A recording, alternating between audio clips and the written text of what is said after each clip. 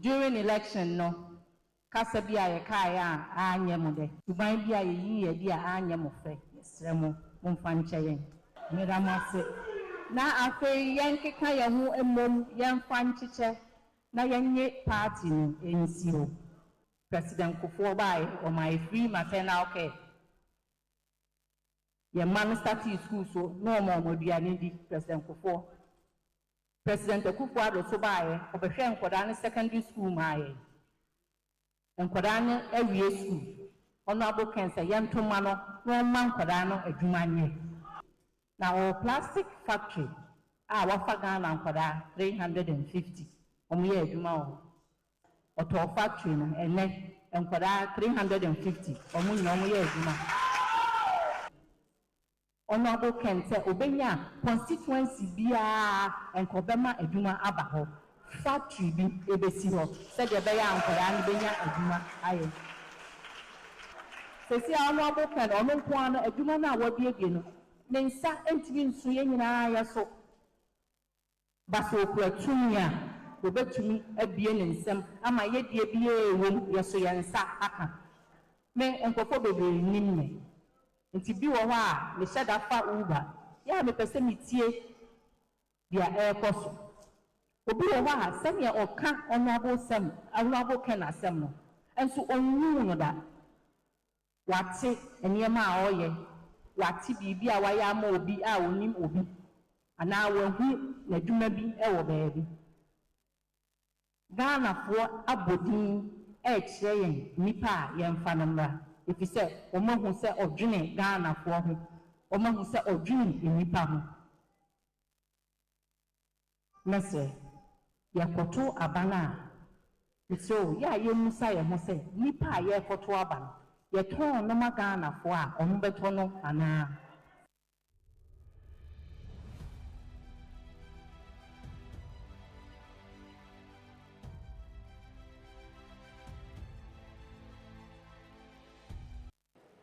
see upon you more way a pineapple abrebe and kube Ghana ha ye ni abrebe wa ha Ghana ha ye ni kube wa ha and see abie we ye importo we na me kire say wotu abama Kennedy Agyapong I will make sure say ye ni ankasa ye wo machines a ye di produce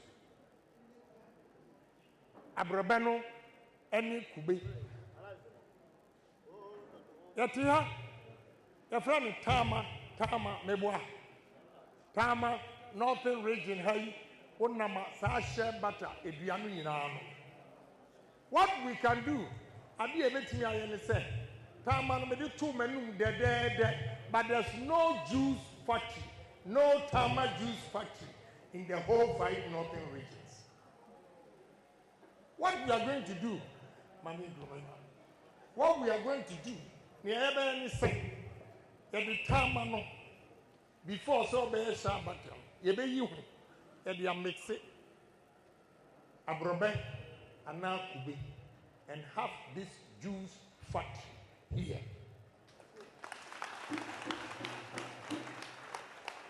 And see our yam storage near yam chips. Near yam processing.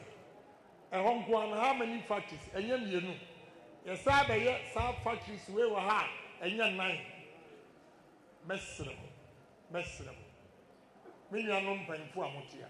Mesram, mommy, one chance to pay. One chance to pay.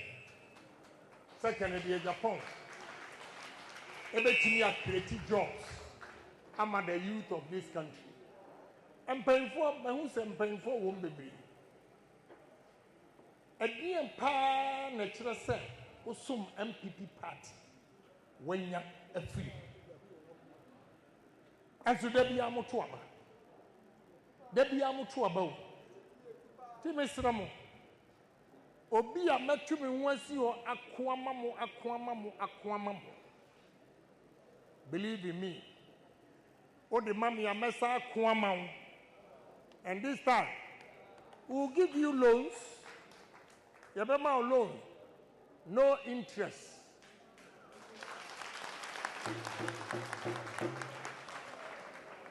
Nemo, O Bon Semono, Yadi loan in mouth. Now ya new interest in Siho. Now when Tiaka the Amelia Metro.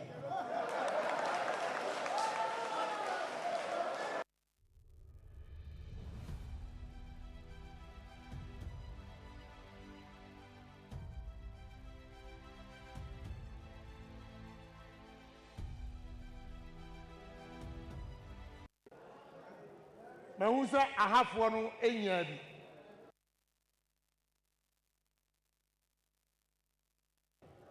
Name Suma was some MPP. Our forms were Maumu, no more failure. Opinion. Meaning, sir, I'm Wadini ho. Name Suma was some MPP. Mauba, Nasa Unana, and funny telephone number and show.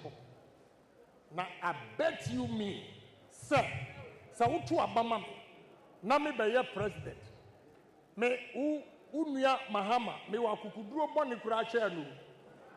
Because on what you fa, what you fa NDC for dia, me fa MPP for.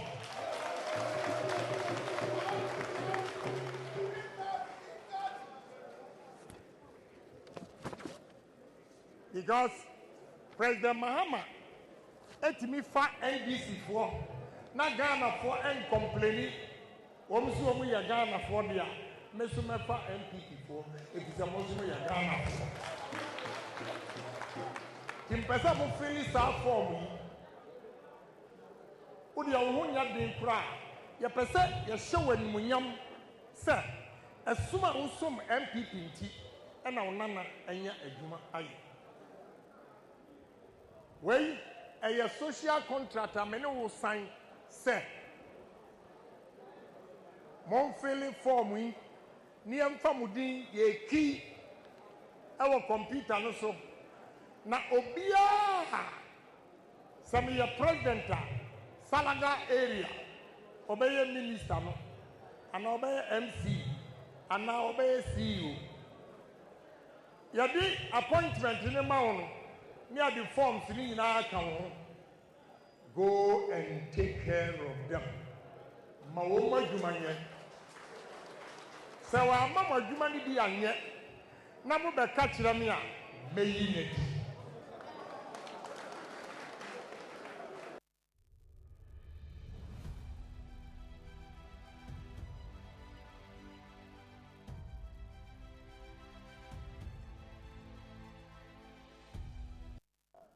During election, no, kasa biya ya kaya anya mo de. Tuban biya yi di anya mo fe. Yesremo mo fanche yen. Mera mo se. Na afe yen keka ya hu emom yen fanchiche na yenye party no NCO. President Akufo bai o my free maternal care. Ye man start school so no more duane di President Akufo.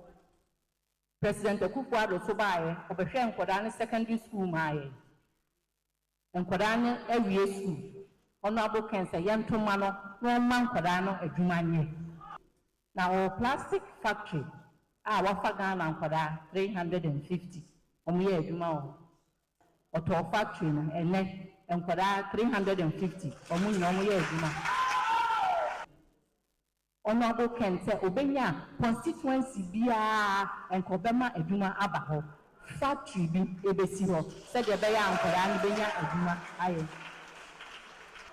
sesi Honorable Kencity ono nko na adwuma na wabie no ne nsa entimi nso ye nyina ya so baso okuratumia obetumi abie ne nsem ama yedie bia ewom yeso ye nsa aka me enkofo bebre nimme nti bi wo ha me sheda fa uba ya me pese mitie dia airport obi wo ha sem ya oka Honorable sem Honorable Kencity sem no enso onwu no da wate enema a oye wate bibi a waya ma obi a onim obi ana wahu na dwuma bi ewo baabi Ghana fo abodin e kire yen nipa a yemfa no mra efise omahu se odwene Ghana fo ho omahu se odwene nipa ho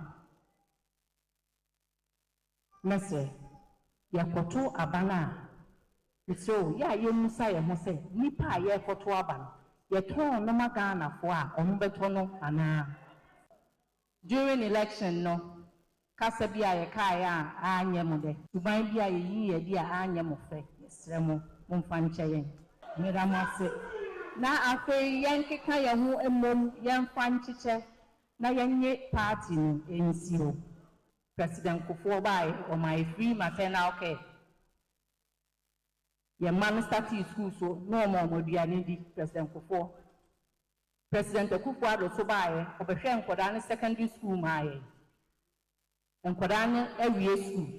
Honorable Kencity yentoma no no man nkoda no adwuma nye. Na o plastic factory wafa Ghana nkoda 350. Omoye adwuma o. Oto factory no ene nkoda 350. Omoye adwuma. Honorable Kencity obenya constituency biya enkobema adwuma aba ho factory bi ebesi ho said ye beya ankora ne benya adwuma aye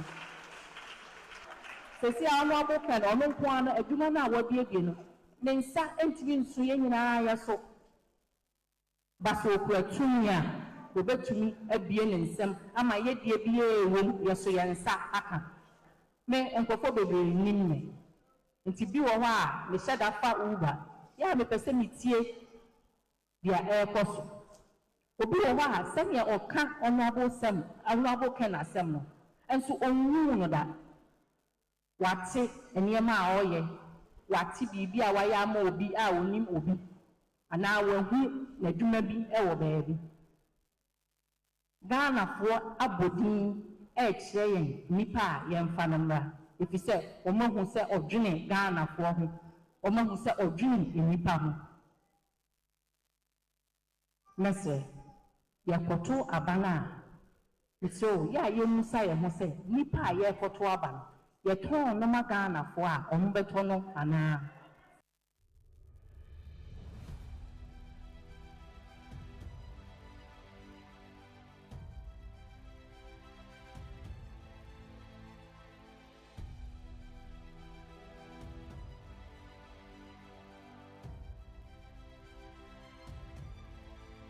The mesro me the way I see do MPP enya dia meye bibia de tia MPP they charge me treason because of MPP I will never do anything to destroy MPP now omo eba ha nyina 1992 ebe pim sad when was say body and soul odini sika na ho den ne nim de aboa MPP party eche American de Agyapong na me kura ni wi a na makọ akọsẹ no ana ye party ti misra mo obi obeba bia wantimi yanka adwuma ho asem na obeka kan de Agyapong onye presidential material onye say look let me tell you we need bold men ye hia kukudurofo NDC for etutura asem no wanya obi anani edin na wantimi anko face NDC for ye besa ko opposition the mesra munya kukudurofo until say ye be kind the last constituency say me ye presidential candidate I will never accept defeat. I will never accept defeat until the electoral commissioner comes out to declare. I will not. Because I will never accept defeat. Ekuna ye kono ehia bema a wo mu beta ye chi enye sa wo de ye boy ya na mu dimirika ne mu adwane no makosi segu no enye sa na ye election in Africa to vote for a bold man ebiem last one me got transit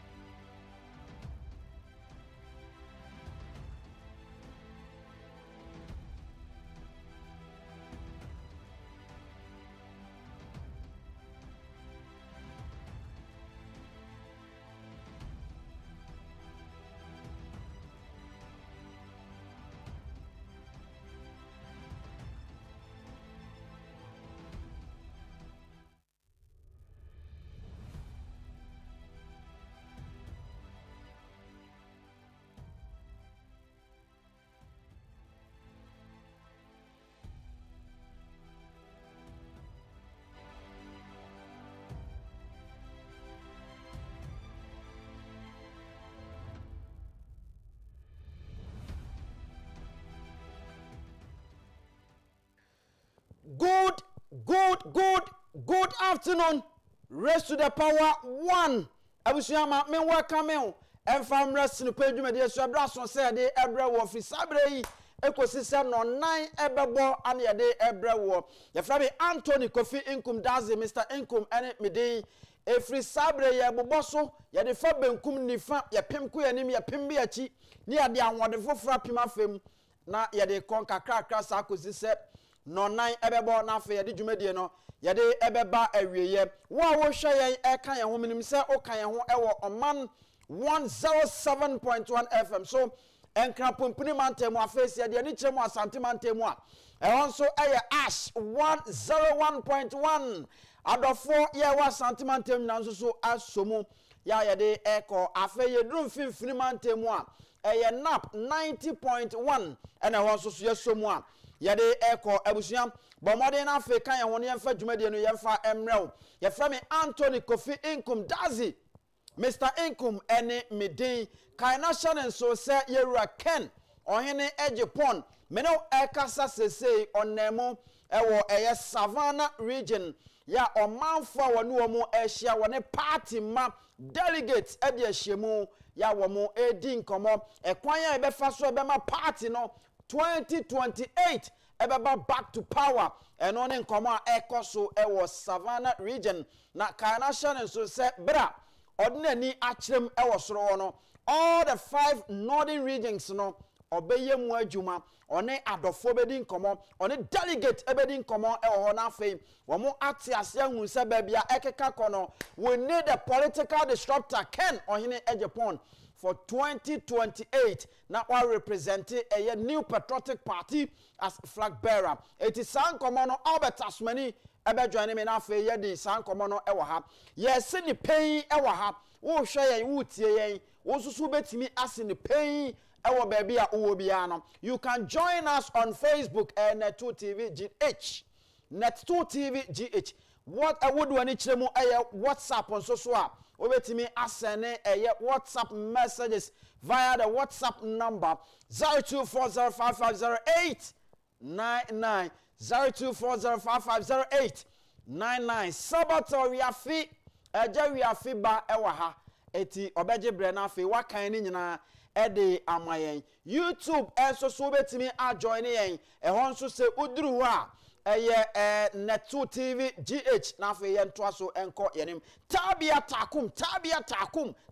takum mabo edin no emprensa eye memedru se oye bema oye 18 and above there obetimi ayusubi bomodin baby eton aduro bia uduru ho se me petabia takum tafre eno ano no ebedo anwumre na ogira na so bibia be kama enso so eho now ma yam pick bibi from the lions mentality eba ye the editorial ebra na afa ya to aso akọ yenim Albert Asmani politicals abe join me ewo Ghana nkomo so ne di nkomo e de ama sinu pay e kana senia etie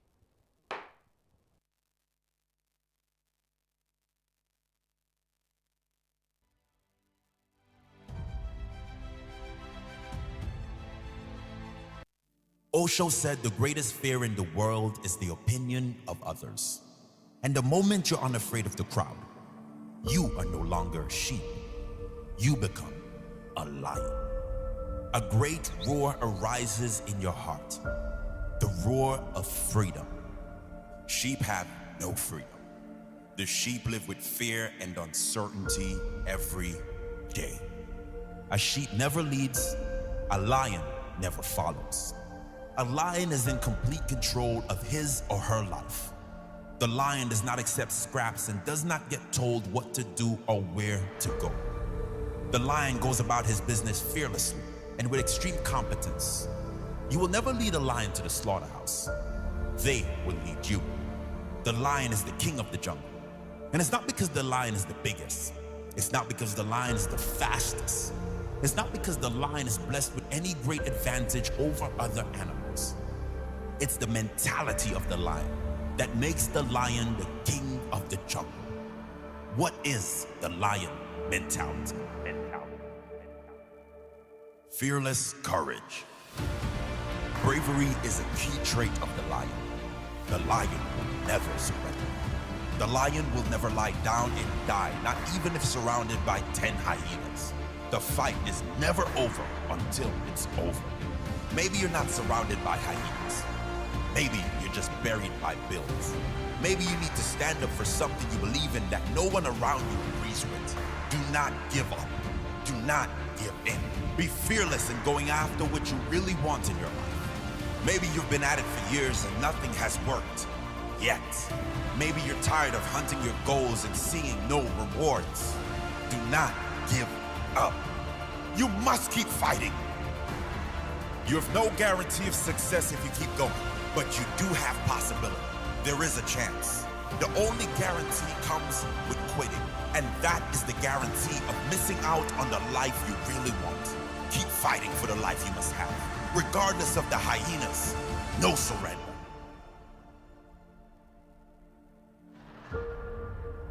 Sinupe, yakano sania hetienwa dofwe. Sinupe, yakano sania hetienwa. Sinupe, yakano sania hetienwa emianume. Mon sinupe, yakano sania hetienwa. She nukreka, eye dimpa nansumi yaweni. Na sinupe, sinupe. Yakano sani ya ngetienwa. Sinupe endodo. Sinupe enferho. Sinupe. Yakano sani ya ngetienwa. Sinupe misenkume. Sinupe misansumeni. Mon sinupe. Sabate. Yakano sani ya ngetienwa. On my FM. On my TMO.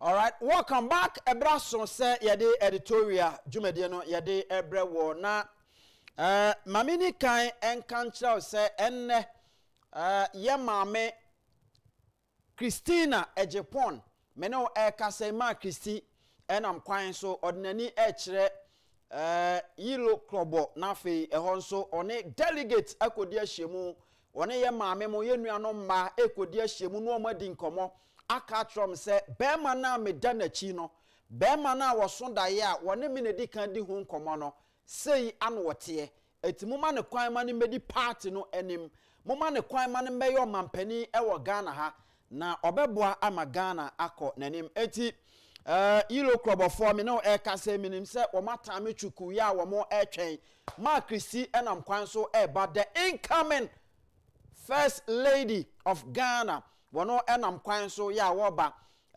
wase se miwura enam ahafo miwura nam esoro etifido mantemu a esesa menso no baabi a me wo bia no mitimi eye adwuma eti wokohia yilo krobofo minua womo akekeka womo ewo nyina no minim se womo aye ready Felix Bill nom aye krado ya womo akenyina no all the delegates monya krado na fe munsha man Christy na monni nkomo eho now ma memfa editorial no emre ono yento so Albert Asumani political zabe join me wana yedi nkomo na yato aso na nkomo eho yesese yedie na enra menam ana me kote se Dr. Mahmudu Bawumia na se mo ka ene se dedi kai oye adwuma right from 2008 I appointed no or say or the pressure eto NDC for so rather nyame Dr. Mahmudu Bawumia say or the pressure eto NDC for so na ne pressure na or the to NDC for so no e na Ghana for gina so to aba e de man New Patriotic Party na or say the pressure no or share from 2008 no anya adwuma oja hokopa adwuma ewo eye Zimbabwe eti o Zimbabwe no oye adwuma na His Excellency Nana Danko akufo-addo esan ka kire se Dr. Bawumia bra na yensan so enko biem 2012 nso omokoye anye ye wasan pe baby faye wasan eye adwuma foforo ena nanado danko akufo-addo san friend say brane enko 2016 ena chese wode ekoye na 2016 ena new patriotic party din kunim ya 2017 party ne ba bem ebe sha se oye adwuma enti Dr. Mahmoud Bawumia His Excellency say in fact bra eduru babia na mu odin se yenko na fe yenko koye pink sheet nwa adwuma e Supreme Court no satam no obi ani ho eyo no no di ani mu ekoye Supreme Court adwuma eti wabre e de ama party no na semu a okaye ene no but see wiase aye wono se ufiti preko pe pause a emoja ene eba. Now, Dr. Mahmoud Bawumia is telling the whole MPP delegates, say, make Supreme Court ekoye pink sheet in Wajuma, and because of pink sheet in Wajuma, me koye inti, yen twaba mame, na me mramedi animu. Party no ehun sampa okoye pink sheet in Wajuma. Enti 2024 yen fansha won sanako anye ye. And so this time wo san babie mu a o san the pink sheet in come san the baby. Na assemble nkura ni. Look. Medical culture say oman no we need serious people. Say we MPP delegate shall say be sa ho question we say adentina in fact the the business community no omo accept Yewura Ken on Agyapong that much. That is the question. Esese o sha se we bisa ho as delegate ansa no akoto aba bisa ho say adentina I mean the business community ejuma ranom ewo Ghana ha no edie benti na omo accept Yewura Ken on Agyapong that much. What is happening there na asi bisa ho sa asem no. And the answer remains the same. Because omunim second on Agyapong ekanokre. And business community natna say when we are talking about omampenia obetimi ama and creating enabling environment ama businesses our Ghana ha thrive here e ken on Agyapong obetimi ayese adwuma no. Business community what Ghana hano wamo enji Dr. Bawumia endi because wamo se Dr. Bawumia enkanokre Dr. Bawumia ene kojina Sheikh Nuhu Shaributu enim ekachire ne se ye ba be si medical university na sa medical university no ye si ne purposely for the Muslims amaso amaso eti next time busa ho say Dr. Mahmoud Bawumia His Excellency ebetimi akogina Yewura Sheikh Nuhu Shaributu a Muslim fu ada wo Ghana ha nyina wodi omanim no obetimi asa akogina omanim aka chrom say ye ba be ye bibi say yana ontimi nkoho biem because they di kan wadi kan kodada no wakodada no esa okwa santimantemu a New Patriotic Party Asantimantem a party na kuma. If you say to obawi a party ni nim say ni efiri obeba no obema bibia adadi. Na asantimeura. Yetimi kwa asantimeura ho. Eko dada. Yakoka kira asantimeura se Kumase say Yamana Baba International your friend is saying airport. Kumase Airport, Yamana Bay International Airport. Say no moboa. Asantiura. Ye kojina nanim edada. Enti enipa wodo omuka bia ewom ewo Ghana ha nyina no. Dr. Mahmoud Bawumia ko manim akwa dada wom. Enti wo ye den sade ne ko biem. Okojina manim aseme na okoka mo magina die. This is what we are talking about. Oko Cape Coast, eko boaboa eyi Central Regional info nyina ni ano. catch a woman say, look, yeah, they harbor back Cape Coast. After we are Samson the airport back Cape Coast. In fact, yeah, the Cape Coast as pa. Or can't say no. Well, free Cape Coast I'm a doom crying. And your friend catcher and say, Vice President, as someone who can no credit, be any hosa. And besin ne ya say Dr. Mamudu Baumia walk in penny found or call my name catcher say ye be ye say ye be ye way ye be ye way ye be ye way am masuni nano onya kukudron timi ko bia nim ko country and say me be can see ye be ye say am maso me paucho fache me oyi nani ma sa ne ma ni nyina thinking say dia John Dramani Mahama eka ye sa Ghana for our refrain home. Etibiana a refrain home no ateki place. Eti refi near SCBA. I am for no yan or sassifia. Adaya, yes, or your campaign. And I am for the trans dinom's okay. What better die a campaign see uncle Twabamano. Okay, yate. And these are influential people. These are influential personalities. These are people who are kasa woman for etie. When you confirm who kasa Ghana youth etie. Eti na dia asem and wako dada wo mo awie no. O meka kire Ghana youth. O meka kire mo youth no. Amo makoto aba ede ama wo. Dr. Mamudu Baumia eka kire Ghana fo nyina say, "He, se mo ma me kwan na me ne Nana Danko Akufo-Addo ba. Ai Dr. Mamudu Baumia, my year Juma Bank of Ghana, or can say young Mobisian da. Dr. Baumia, I can say Nana Danko Akufo-Addo ba. No, be ye Vice President. Young Mobisian or Ghana hada. A reas and your Bobisian chain will be a.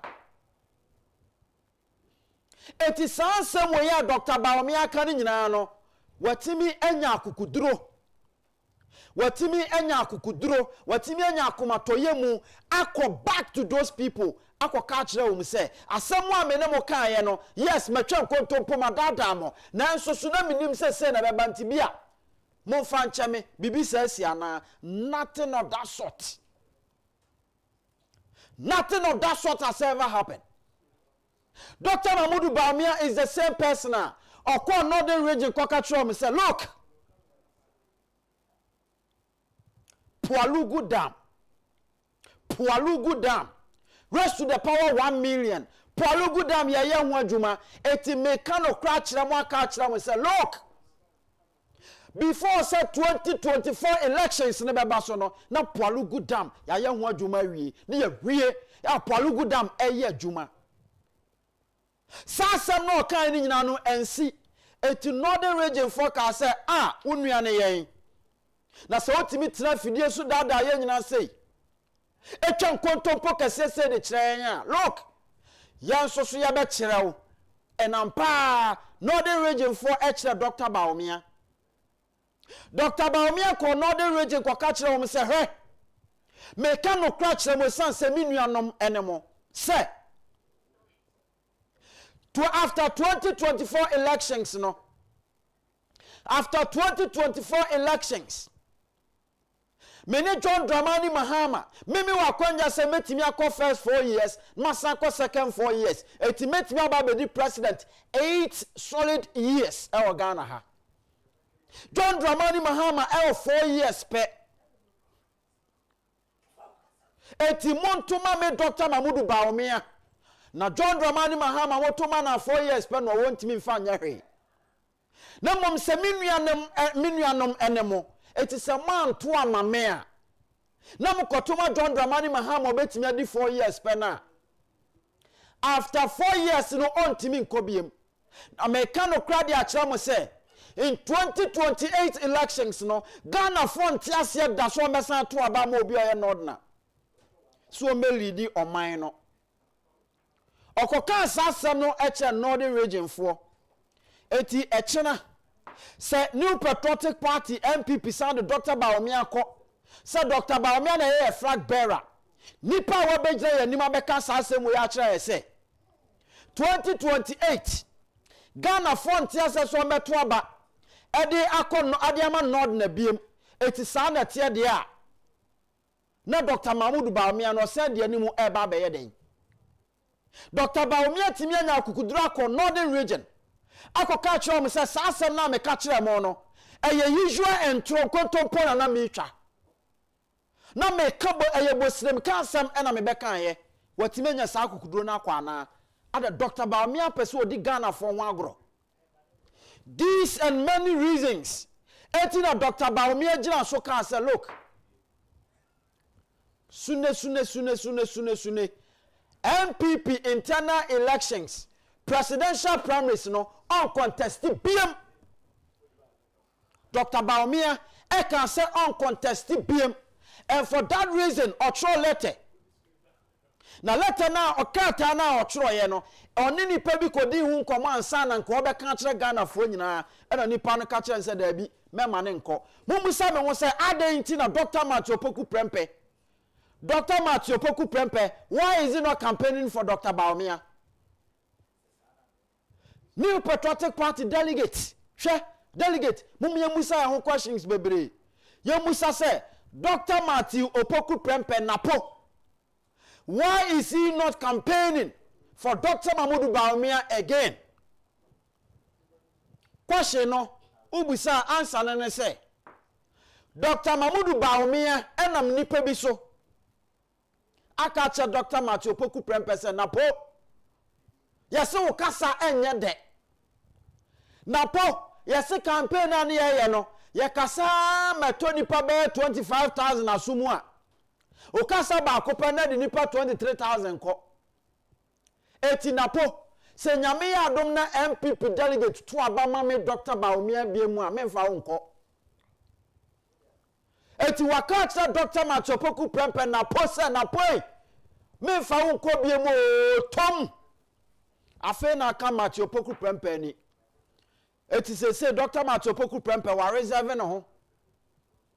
Na ade ba ko a eye Dr. Matthew Poku Prempeh ye ne ya ene se Dr. Mahmoud Bawumia e ka kire ne ntemu a anko no ankasa Dr. Matthew Poku Prempeh no anko contest ye e wo MPP primaries no nko be contest na Dr. Bawumia atwen ma sabre ni nyina ba hyiagu aya ne se Dr. Matthew Poku Prempeh na poti wo e twen se Bawumia ba am yakọ ene nne se yayi na afiri mu yayi no ede na afiri mu eti Dr. Bawumia no onyo obi a waka nokre.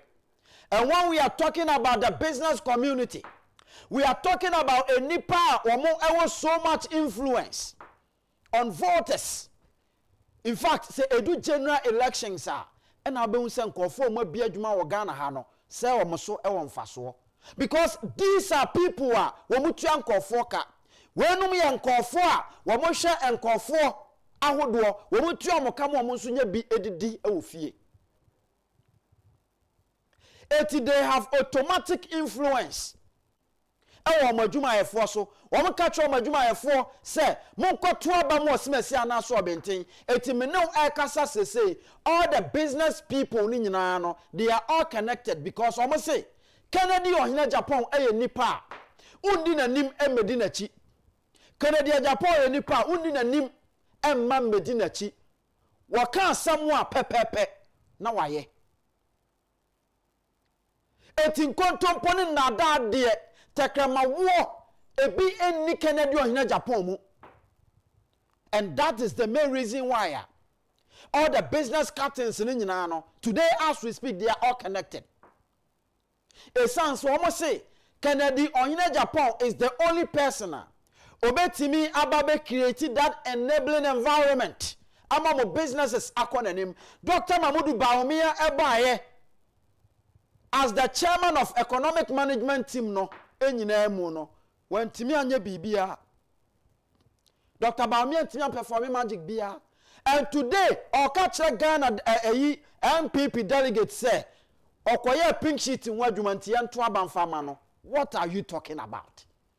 Ghanaians are serious. Ghanaian voters are serious. Ghana for a person mo to abama nipa yebetimi aginedi. Ghana for person man no etum pon konanim. Eti ade na wuni pa ba akufo de wuntimi nka nokre. Wo kan we enne echina entesa.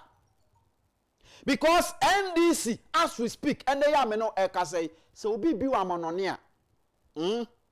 So catch and so on send no sika. No send no $100, sir. $100 no I buy no edge mu 3%. I buy no edge mu 3%. NDC I buy a dada for or catch us where ye levy every ho. What you say? Or see where ye levy at the free war. Yen ya jutum so about betwem. Na waba betwem no dear na aba. Wafa kuntuna se wafa Ghana fo nyina tiko. Ameno ekasa say all every foreign remittance. Aban no edge 3% e wo so. NDC aban ya aban. NDC aban ya aban. Aban dada for what to say.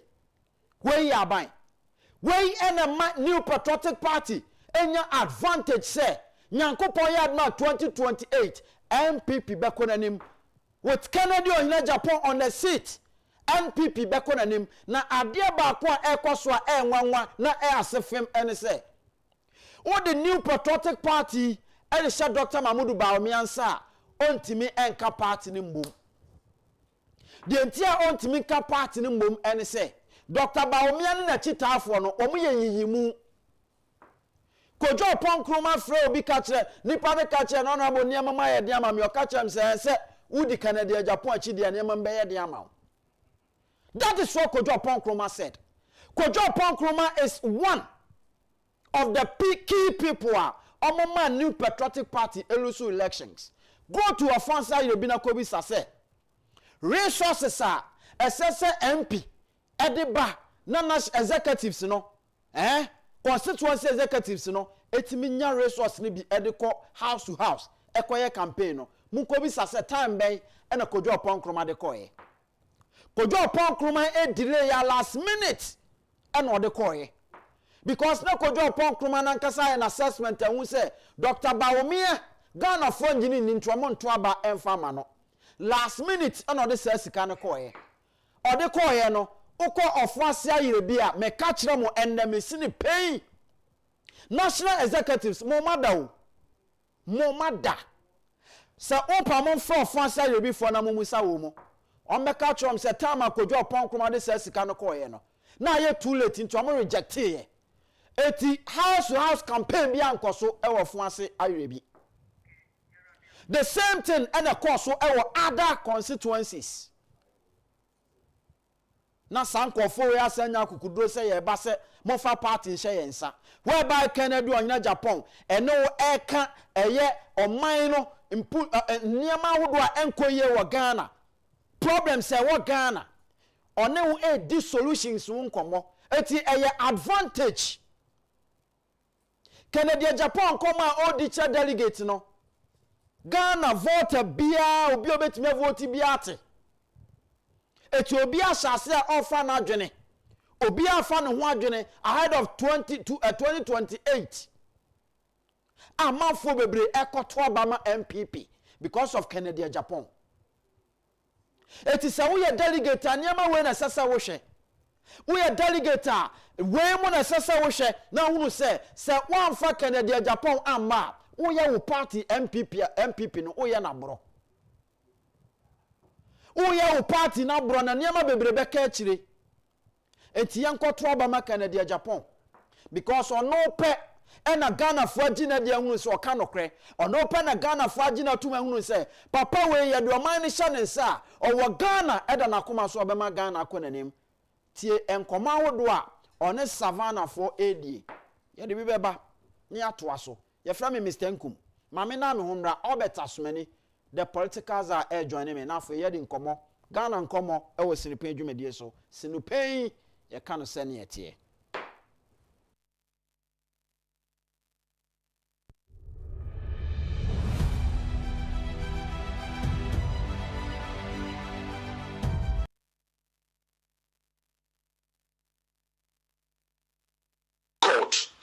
favorable to instill any hope now. And that is why those of you following Bawumia, you must know that Bawumia will not be a good candidate for us this time. Only a DBA of the promising Ghana former Ghana for Ginedi. before Baba power bia ye the promise be the power. Baumia ni promise bia or the Baba can afford agina. In fact, Baumia or promising milk crowd to school for can afford me. And this is for catch can afford so bois. Can afford my this is ready. But I can assure you, the era Kennedy, Casse, Abranti Bia do 18 years, Obeto car, man, I said, Obenya car, can afford my Kennedy. Why am I saying this? Because Baumia did not deliver on most of his promises. One village, one dam, anya you. Or no one they could judge now. One village, one dam, anya ye. One constituency, 1 million, anya ye. Palugu Dam or what studio we can say it is NPP's flagship program and not Palugu Dam really. It was problematic. Okujina Cape Coast promising harbor, a new harbor to be built. No promising airport to a Cape Coast. Yeah, the now Okujina or say no correct. It be any home. It didn't happen. Okojina Yura, Numu Sarabutu, a year in Krabopeni, and promise no say. How many times do you go to the gym? Arabia, and say, Obabi see a medical university. We are 42 senior high schools. Amagana. It never happened. How many times did the Baumia promise people? He promised Ghana heaven. He promised a good economy. As we speak now, if Baumia and Timika economy wasn't beyond Ghana for, in today, I can't Ghana for you. That's why I'm saying, MPP, acquire a fast super one. You're promising Ghana for BB. Some promise no you're Baumia and Timmy yet. He can't. Because even if he makes it, nobody will believe him. But look at you Kennedy, from the time of your politics, everything he has promised, he has delivered. I give you about promising the Pia will deliver. And now we are not primacy or promises say, and Pesua. One of the trouble Cassia Diamano obey your factory Diamon. Many workers say, what cut a short a quarter top and Sassi the Bray voter region because they voted for him massively. $1 million ethanol factory or voter region after his promise. Just after the campaign, Lucy and one call. No start here, no and no just as a factory, he has cut the sword and the $36 million ethanol factory is being started. Many can say, and was I cut the sword? Our central region. Yeah, obviously the largest pharmaceutical company in Africa. It's happening right now. He's cut the sword today because central region was also a base that supported him. So anytime Bianwa, Papa, or make any promise Bian, he delivers on his promises. The question is, if he said, you lose you mama by me from Cho, Monty sent Clemufo, Phobia Babontia Becase, you know, you say young to Abba, Amabaunia. In fact, some of the clerics are even openly campaigning for Ken. And openly saying they don't like Baumia. Not because he's a Muslim or not because he's not a Muslim, but because one should say, why Yenimabia, one more crowd they cannot identify with him. The Bamucho, what to say? Kusasi, Phobia Pia Bonjaka say, only a mistake in Jaffe, ever told Baumia. One more, a kotu, Abba, 555. Yeah, Kennedy Numia 0, I was slim horn. Yeah, yeah, but 2 main 1, 2 0 by you. If I'm a child, what is all about a Picasso? And you be a Ashanti region for Oma ba out abeka say yenu ye ho se ento abama ewura ba umi ana ipa mo chaw abusia for me sremo tumi ni hia na sabi se kwaye da eta ne kwansani ade nyina no omo sabi no se ye fa so ye ka so bia mo fa nchebe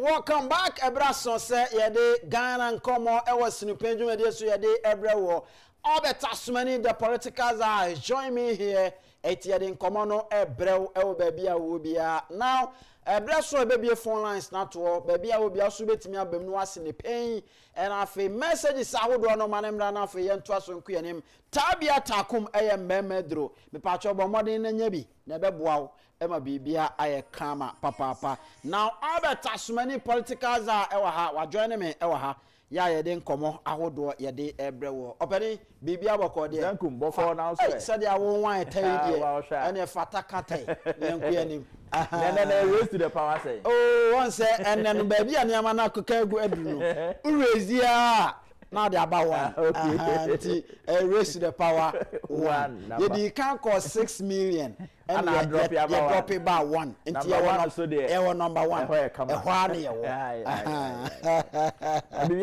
Oh, me ho ye na so there to say. Anya me adom.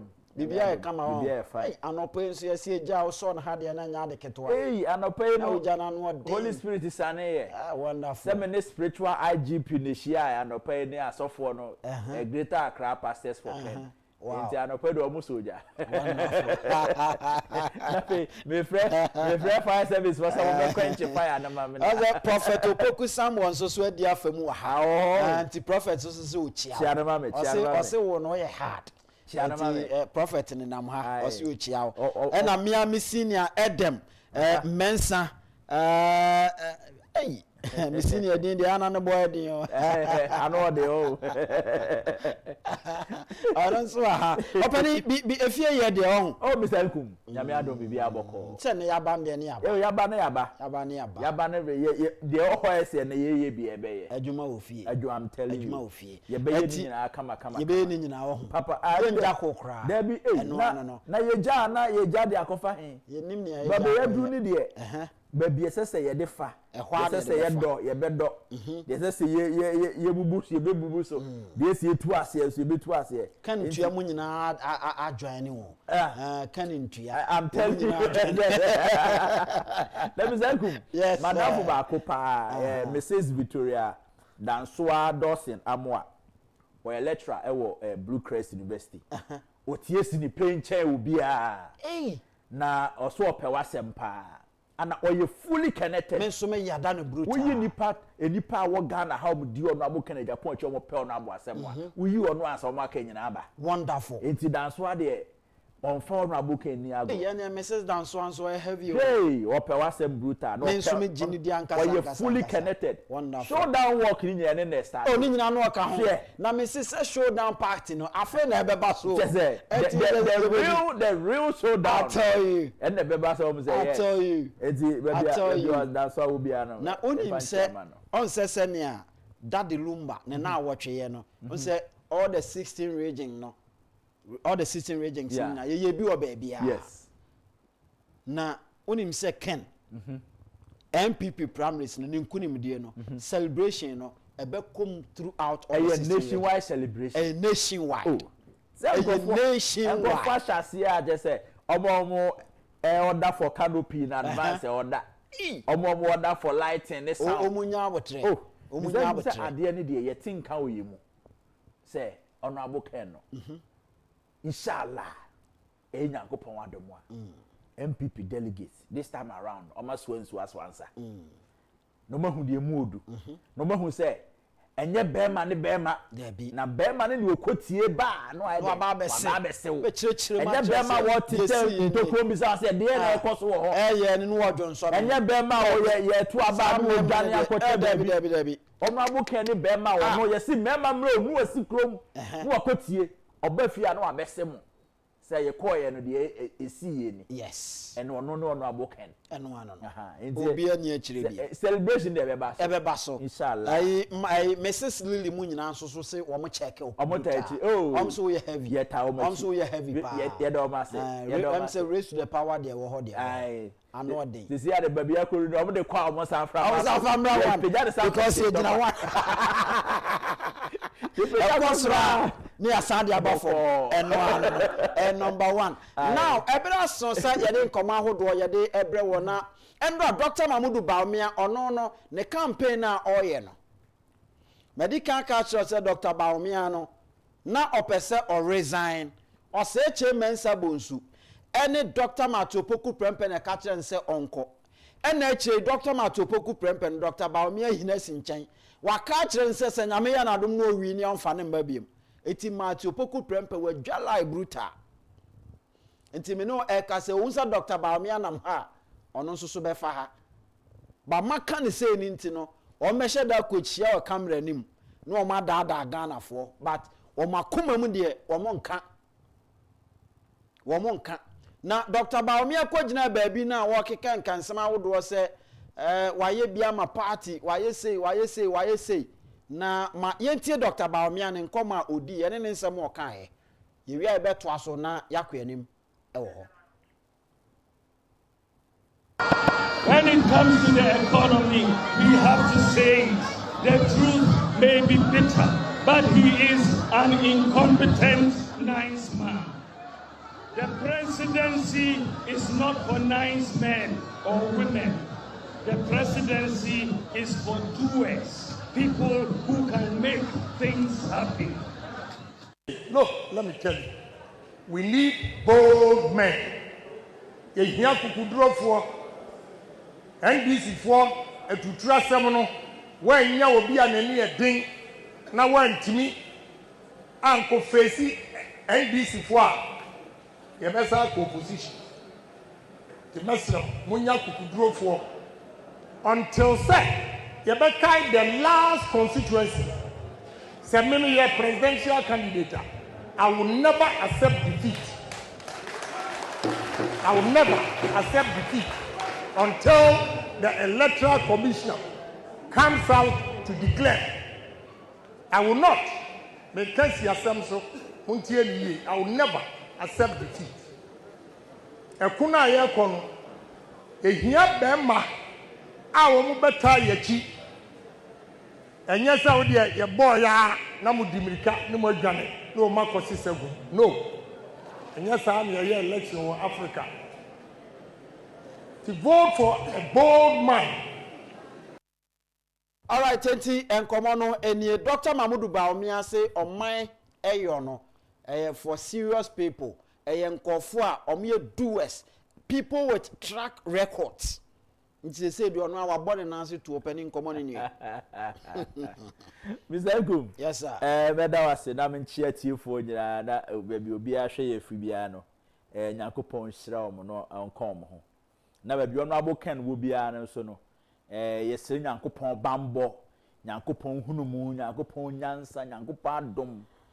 Se on Nyankopon tin anim nkire no, oni team ni nyina. No mo akọ ho san.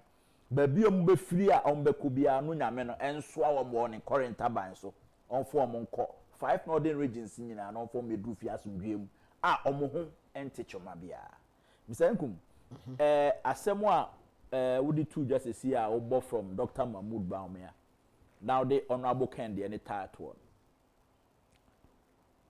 This is a clear case of and some of the bia yetna ha ye ka say so who probia me na party like MPP anymore. Eyobia politics no eden otiasie. Obia onye self-centered. Obia o meji to me no emfa meye bibi nka se me na me pese me ye me na me suban ti sen ana me de me daboko ana me ti sei akukuduro na Dr. Mahmoud Bawumia ya kan wasem no si e rate nipa 5 na omo contest for MPP presidential primaries na Dr. Mahmoud Bawumia oni bi oni bi sese oni bi em say sa asem we na o ka onkrofo bi anim de age fans keke as usual na lectures a o ye ni bia we 2015 2016 and America no say na lectures no ye ni bia Dr. Mahmoud Bawumia has proven to us say lecture is different from action. You see, the clear difference between Honorable Ken and Dr. Mahmoud Bawumia is that Dr. Mahmoud Bawumia between amount podium, akasa, amount lectures, ama wa feel say obi kasa. But action no, eni ho. And Honorable Ken one man will lecture there. But say I go on from there, obe chira will show down. Yeah. What you say? Say adwuma no oniam ye what you say? He's an experienced politician. What you say? For Honorable Ken in the history of this country, or started so or parliament on Lucy primary sida on Lucy general election in parliamentary election be other straight 6 terms in parliament. The first attempt. Yes. Until when he come and he has been a campaign manager for Ashanti region, he has been a campaign manager for Ashanti region, for Central region as well. Until Honorable Ken when it comes to MPP, say a politics. Say internal and I say external. At the end, you did good form the covert and overt operations. Honorable Ken Agyapong, he knows who to put at where at any point in time. In Tisagu Kudrona, na Obiba JK Wasem, he doesn't have it. Mr. Nkum, and no, me say. And centrophobia bi ni nam aye kokomlebele ho ba bi ana omo ka Dr. Mahmoud Bawumia early concession wasem na aya na mwa say they have not sat down to analyze why Honorable Kenika say or no he will not concede defeat until the last ballot in the last constituency is counted.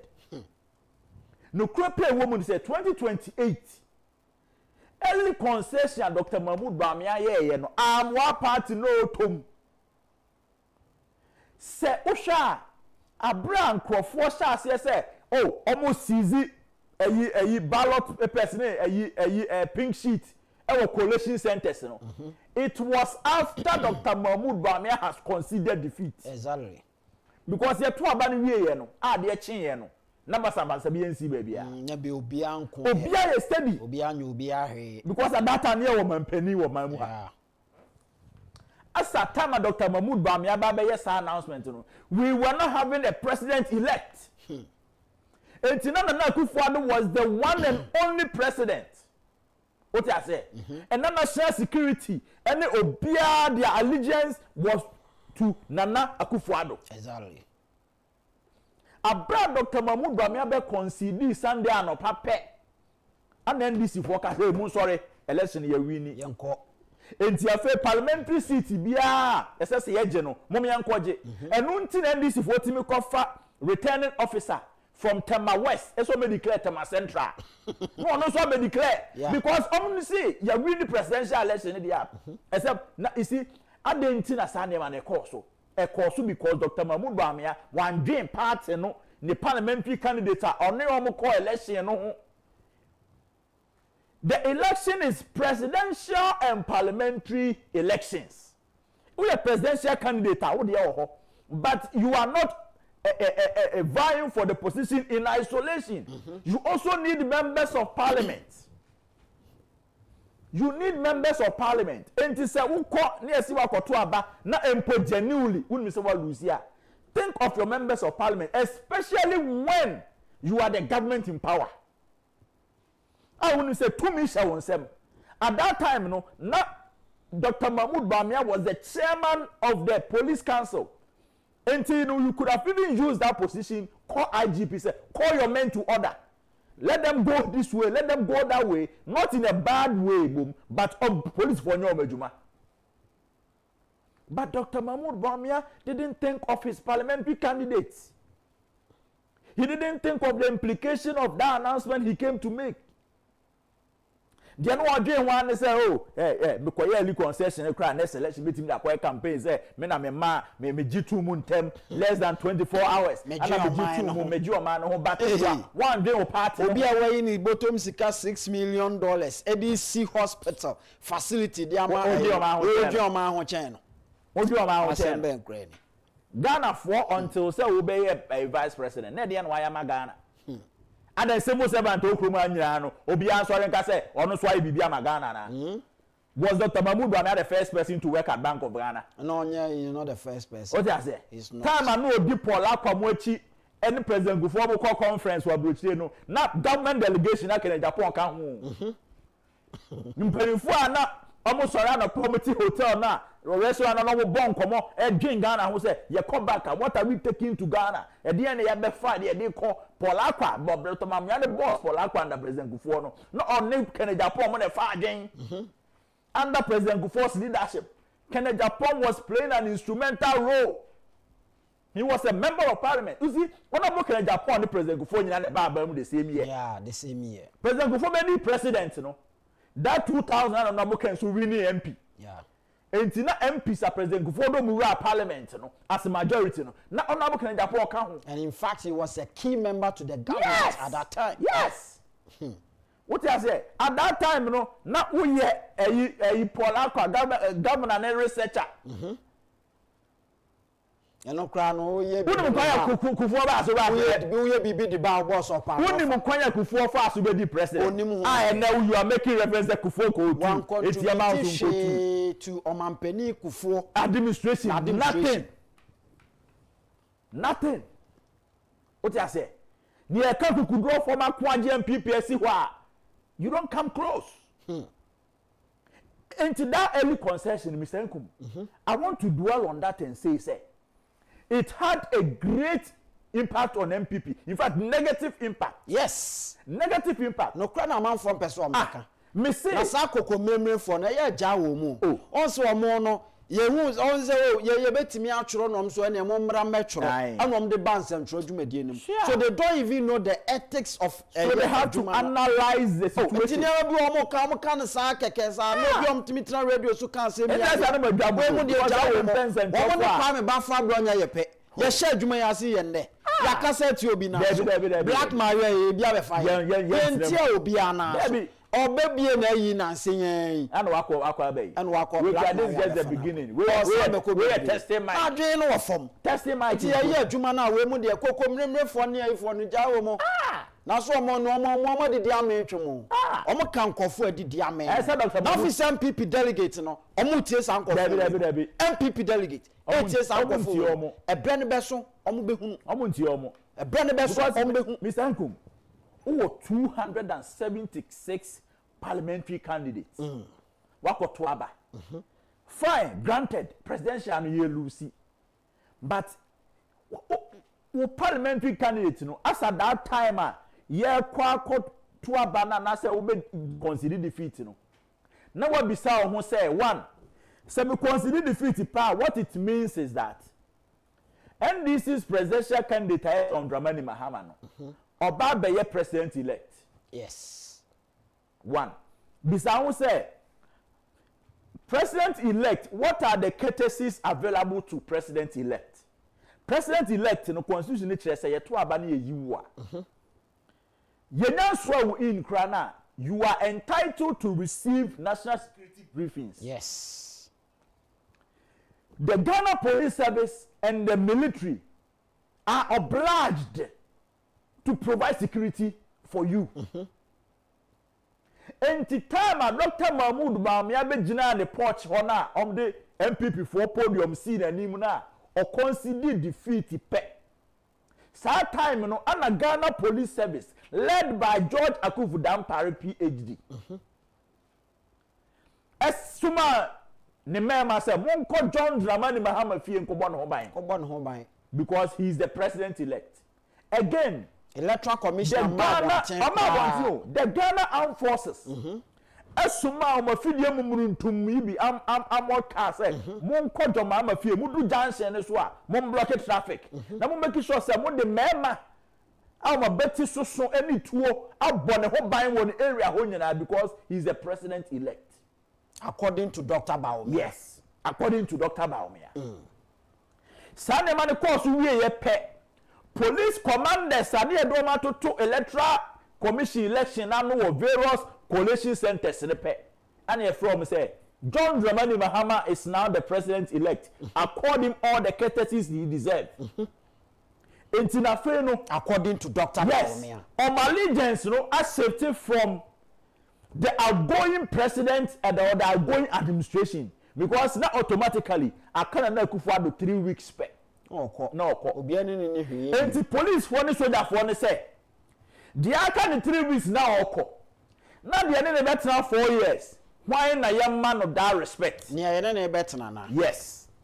Enti Emma police force safety on attention, so that force safety on attention and they call the incoming president. So, and for that matter, NDC also took advantage of Dr. Mahmoud Bamia's early concession. Say, see, TB a young man declare my eno, moment funny a dimbungra ho. Ebe to me a ye Lucia, Mamma Momon and declare. Say, mu intimidate you, Muria, Mama ada electoral commission.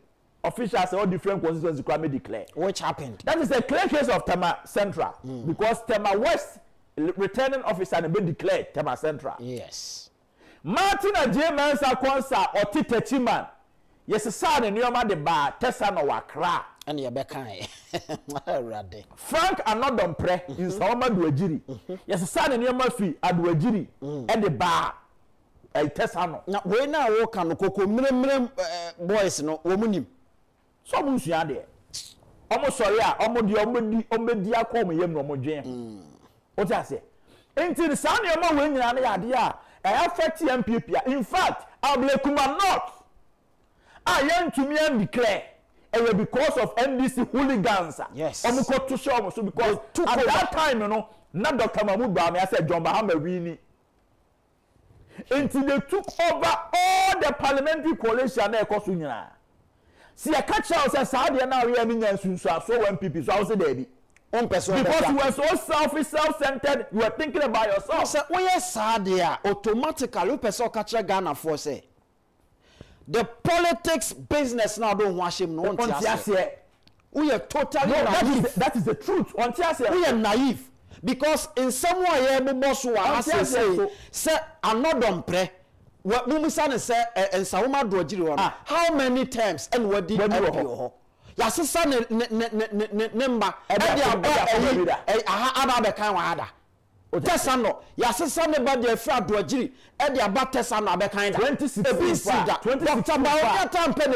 yeah, can't one person better 2016 and John Drummond Mama is sitting president. Because I don't know as a team president, he didn't concede defeat until some few minutes to the time electoral commission could declare to make sure say yes, to protect the MPs, to protect party interest. Yes, but let the process flow. Let the process flow, especially when there was no tension in Ghana. Dr. Mahmoud Bamiya cannot tell us, as a time to Aberiano, Nkum Bukromo Yabasa. Bianco Bia, Messina Mewa Memphis Central. You do a Memphia, MPP for her, NDC for her. When everybody was jubilating. They were waiting for James. Yes. To declare. You can shout anywhere. Captain Smart say Obi JK Edane Christian by force. White. Anopa Sunday. Anopa ebi mo kwa so. Mr. Abrante bi opposition in Pablo. Opposition in Pablo. What you say? Hey, Dr. Bamiya say MPP for Lusu. Na good dey say. Abatoma good dey say. And once say Sanyama we nyina no. And no na makoko report na ka kire wo no. That is a we say assembly has the basis in my Koko's report. In fact, yes, the presidency needs bold men and women. I tell you. But he doesn't qualify to be one. He doesn't. Yepe member pa omu di party eni mo kasa to mi wom. your friend mema aboaje de debi yemfa ne nko baby a na Agyapong ti asimpo yes why saman na wo ti akonwa so ya ye to abakra no watimi a concede what time and sesen ka concede na wo position and okra de besi yenya to wie ya no anwumre na 7 December anwumre na o say abarika menya ngo bi ewo aba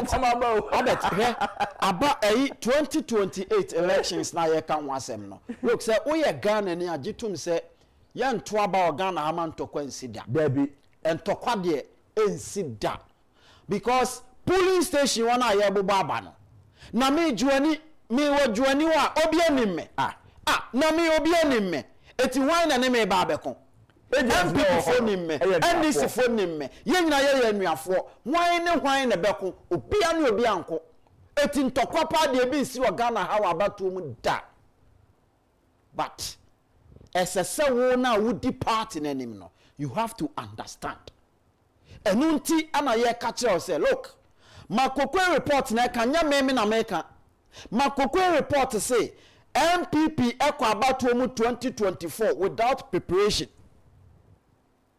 party no amboa ne ho kwan bia so na wa hwe party a waboa ne ho party a waboa ne ho ne flag bearer ebetimi a concede early stage that should tell say Michael Kwek committee a report ni chiro say MPP kura no o ma nfa plan bia papa bia anko election no Mr. Nkum ye wo plan ye wo blueprint say when ye dey call election no ye plan ni okay ye target ye say yan really presidential na parliamentary no at least you should have a strong minority and I say if possible you get majority even though you are really presidency no enti say that this come to tell us say timer yet here say Nana Akufo-Addo say Dr. Mahmoud Bawumia be consider defeat one kan kire no no correct Nana do akasa yes because looking at the experience of Nana Akufo-Addo he will not advise you say ya to aba ya call 5 p.m. So one friend no because no wa dwempo bi say Nana do so wa moa to fuel mu a wa no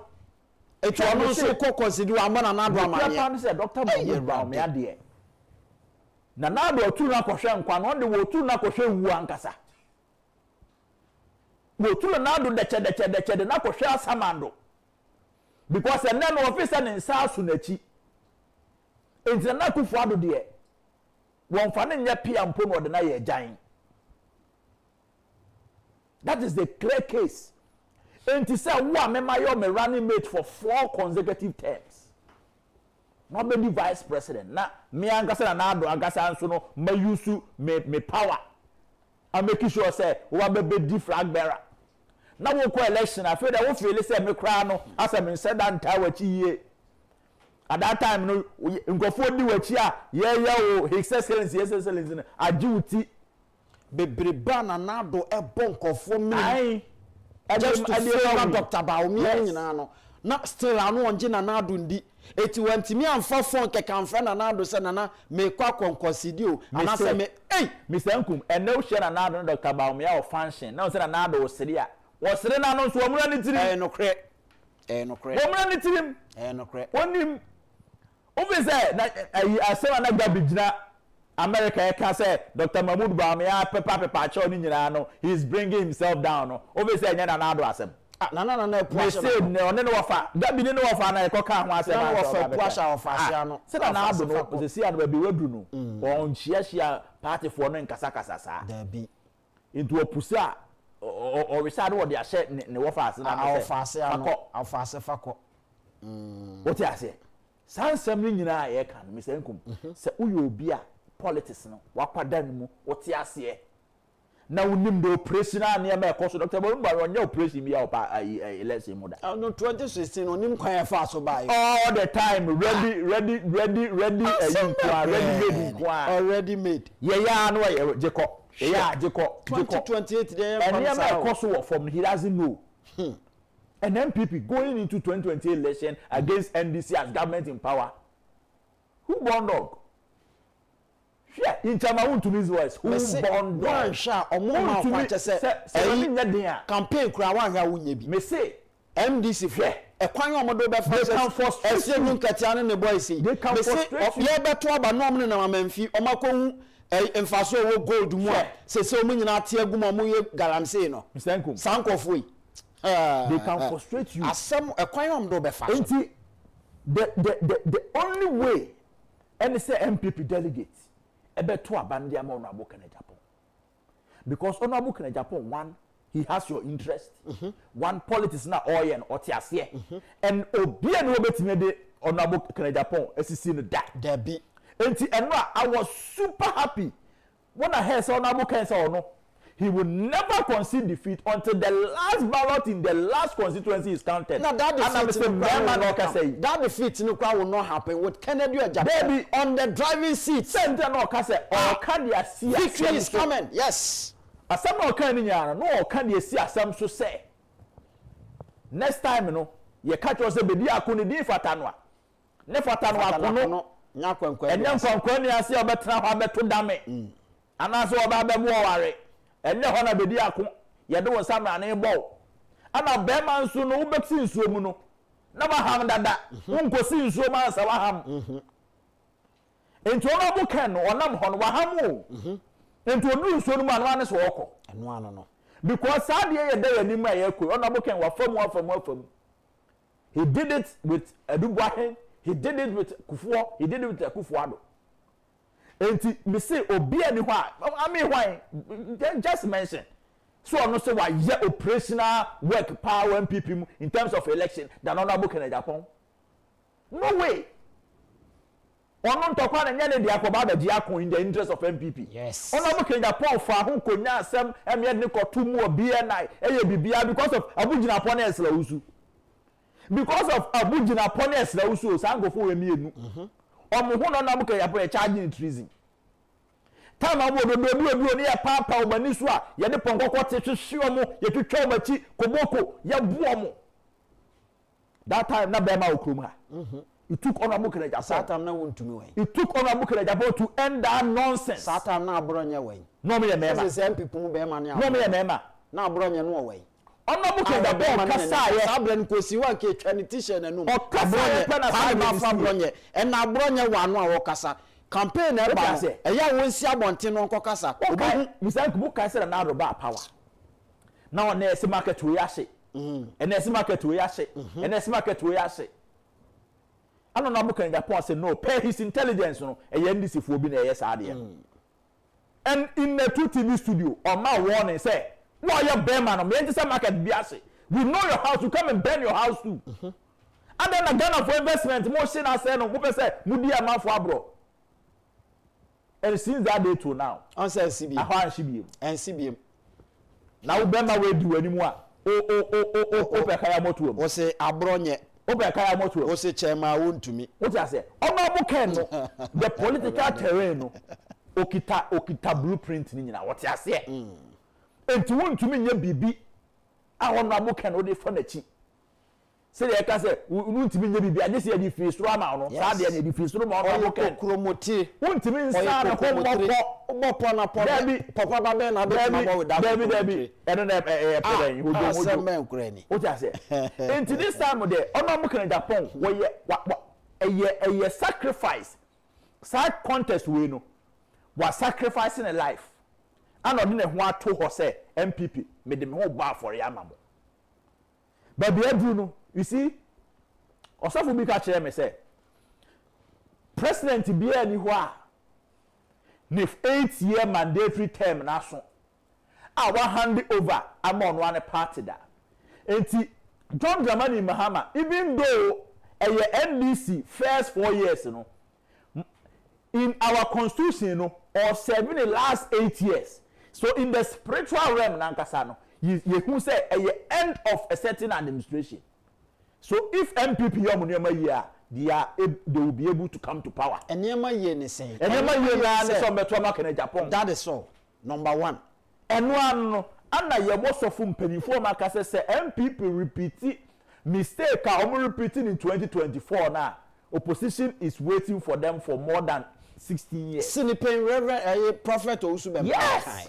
What I say? Enti we eya nioma ye trasia ni e ka manfo wo ma hu se wo penipa an kukuo du ni nipa a wote Ghana politics no mo ase obi agasa ati ni bi a wo se nipa we de ya mfa afoforo enko ne so a honorable Agyapong.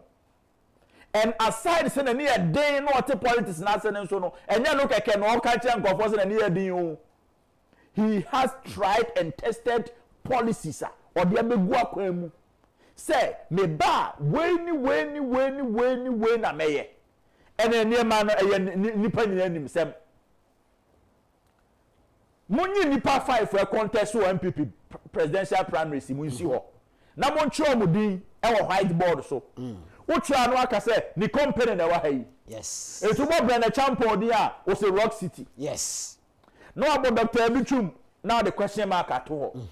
No about Prohibited Agyapong also an engineer now the question mark at all. No about Dr. Mahmoud Bamiari he's an economist PhD now the question mark at all. So we be mobile money container be ewa wale among country. And that's a kaokudi or space to space. Okay, space to make space. Over space to space work kaokudi mon country. And that's what be a com center. Ewa or the saying Unauthorized lane mu a mon country.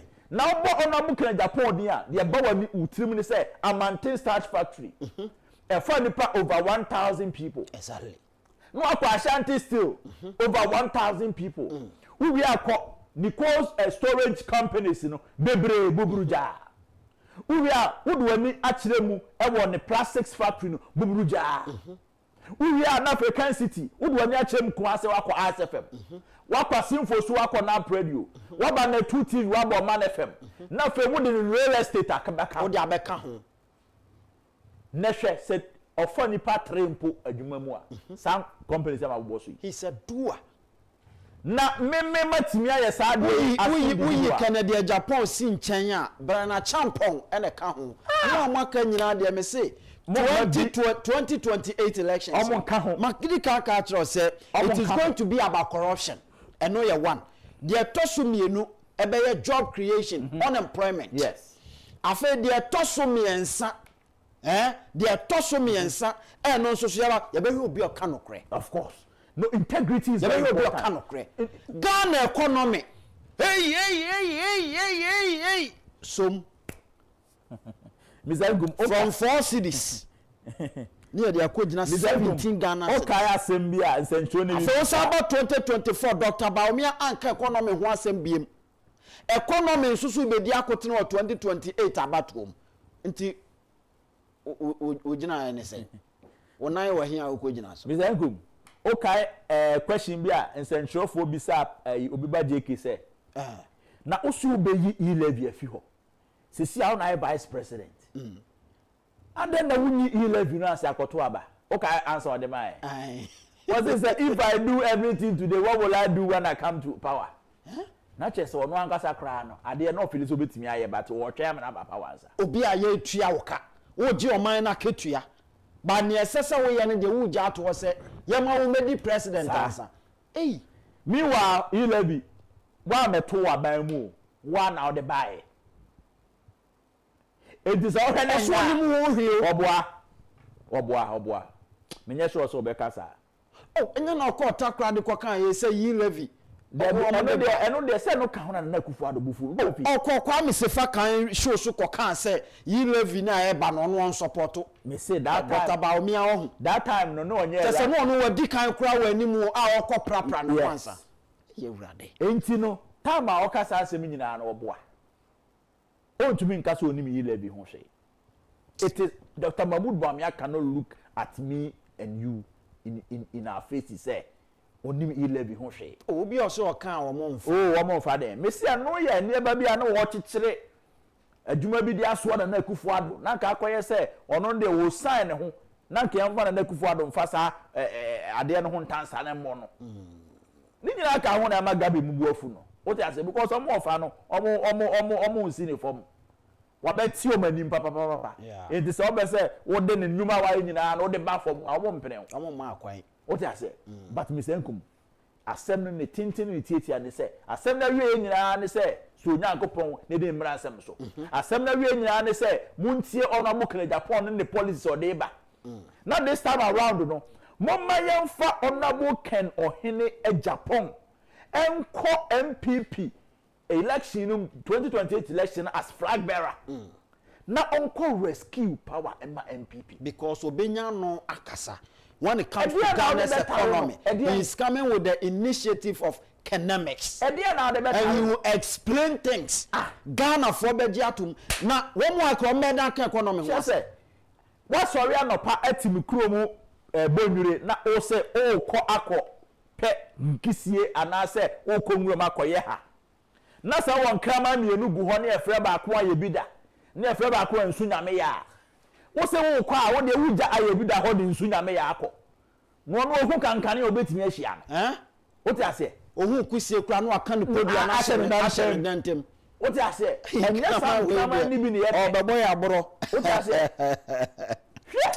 ele krama krama bu ofie fe ne tiger na be krama ya to ne din tiger ni ti se de ti ni a ono ene no de ne kwachi nkante ti se no reti enti wakobia na wachi aboa enti wontimi mfa ono nto ho mfa obi mfa ne nko what I say enti this time around no MPP delegate madekuku won kwanye faaye pamochew yesremu muntie ono aboka no hene Agyapong na numa sem na niema wo kan nyina na ye niema ono ankasa in his own way in his private way by using the personal resources and creating a lot of opportunities for the vulnerable and the Ghanaian youth.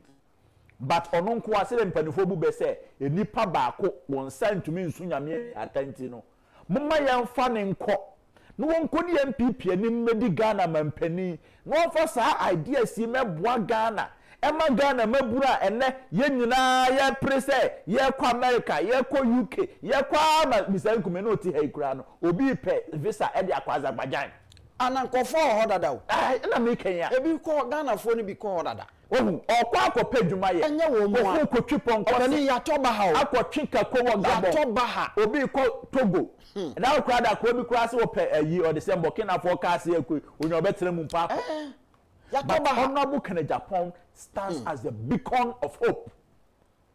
He's the voice for the voiceless. Ono no tibu so ase de wo onne ba bia wonne mfie bebre ni onne emru no honorable Agyapong be ma wonne aduru ho baby a wotie ma yente won kan ono abuka Agyapong be me ate won kan na obeme hu se esese ye de Ghana resources ebo Ghana for ho bra na Ghana ye niema ye wo eno no na abukita champagne na ye de pineapple ana aye na okwa ensama mu hayi a anaso okwa kumfia pineapple ye hwamro why can't we have industries like that to produce those things instead of us spending money to import those things? Mr. Nkum, it is simple. Mama yenso onabo kanenhwe. Yemfa ne nko.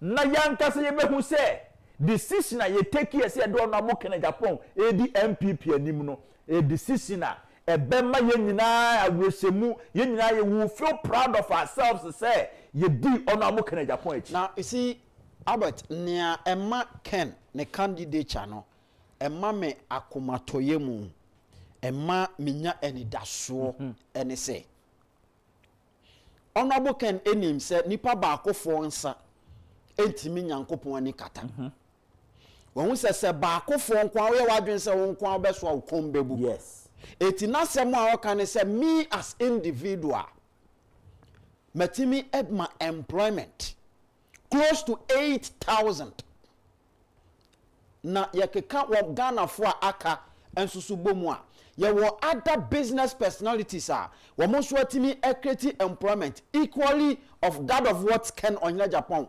atimi create. But in terms of talking about the mainstream politicians Ken Agyapong is the only person. of course. Kennedy Agyapong is the only person. Eti osese me ba be create esikafo me be create adefo because me Kennedy Agyapong me kwa metime create employment close to 8,000 it means say one more aka ehihye tukrum yewura ose kwa me despite no so we create that enabling environment no emma wo mu a these are people who can create over 1 million environment. One person create 1 million environment business jobs are bisa won say emre bi ba o ma ho be 5 years unemployment rate no ebeba 0.0000 raised to the power number 1 oti ase asɛm a yɛwura ken ekenie wɔn mo aka enso so ɔsɛ me wo ideas pa atoma me na me ba ideas no na me ntoma once how the ideas na ba adanko daadado eti sɛ wo yɛ delegate ahɛ this time me sisi ye di agro Ghana from franchise 2024 de esi 2023 de esi no Ghana fo ye kom ehwemo na mokoyeye omo yewie na omse okay makoye wie amomre na ye nyina ye metena fie eno ne this opposition ene MPP party ewo na do dan kwani msese party no e de Kennedy on Agyapong e ba ya anka party no da so wa aban mu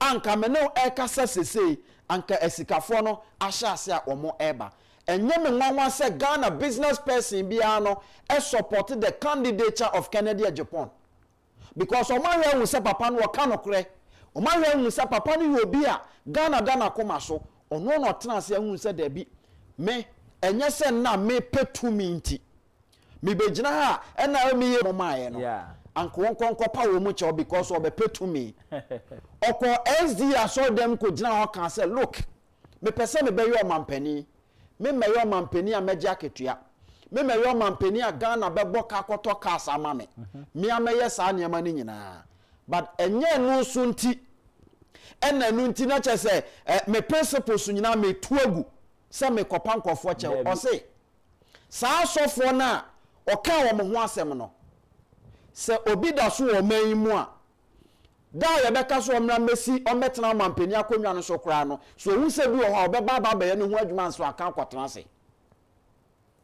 na sa nkofo no mo ye ne ye wo empanifo ho a na ebinum Agyapade asofo agye from nsem ene sa de no ye eni nti nkofo na Agyapade aba back to them ye wo asofo bia no magye ebinum gold ebinum Agyapade wo magye wa bomodie make sure say agye sa niam ni nyina ye wo sofo a na ne cars a wo Ghana ha nyina ne cars close to 15 cars ni nyina no wo ntua duty da but wa massa sofo no akokotua duty e de ama Ghana e ma Ghana nya sika de bo man no ho bra wo so nkopa sa nipa ne chew because of petumi onye sa de no na baby ogina no e ho anu okoso gina obeye adwuma e ma Ghana fo nyina hu sampa enkroma asem a okan ye no say a black man is capable of managing his own affairs no e ye no kreso obetimi aba beye sa adwuma no eno ena mamie nigye e mamie akomatoye mu no one party fo nyina to kese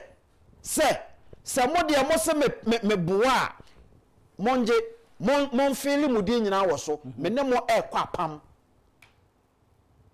na mon hwese se me ba party ma se party ni ba bia delegate bia MPP ba bia no enya me maban ho mfaso a se Ghana for NDC for business people no kwa no mo hwese so mu nya maban ho mfaso a Kennedy Agyapong say and the interest rate opinion nam say 20 something me boa close to 35 cra Kennedy say me ba me bete so e ma Ghana businessmen no so no omatimi enya ayi sumiye adaso aye adwuma mo makoma atomyem enti so ye delegate na se sa ne ma we nyina no wan ti ase na okobotugu a Ghana ni no ote wo no wo hwe ene mi Nkum sa ne ma wo kan nyina no they are all in the interest of Ghana.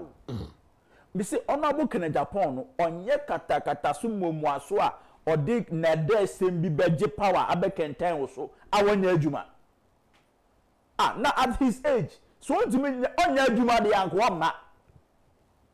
amma because the no obepe but who say leadership direction na ekono yes see a dey back to track a shift eko baby and you see God me say honorable Kennedy Agyapong dia ni ba wo ba nyina ye say SSC yetimi movie Ghana to a certain position now yet the next leadership after honorable Ken they say this is the way to go. Who is going to be Brian Agyapong anameboa? Oh, I know the honorable Ken we are Brian. I know the yakoya ni yebehu. Oh sa yakoya ni yebehu. Ye hwe se de honorable Ken we are assess a direction echo Never Ghana for many confidence in their leaders.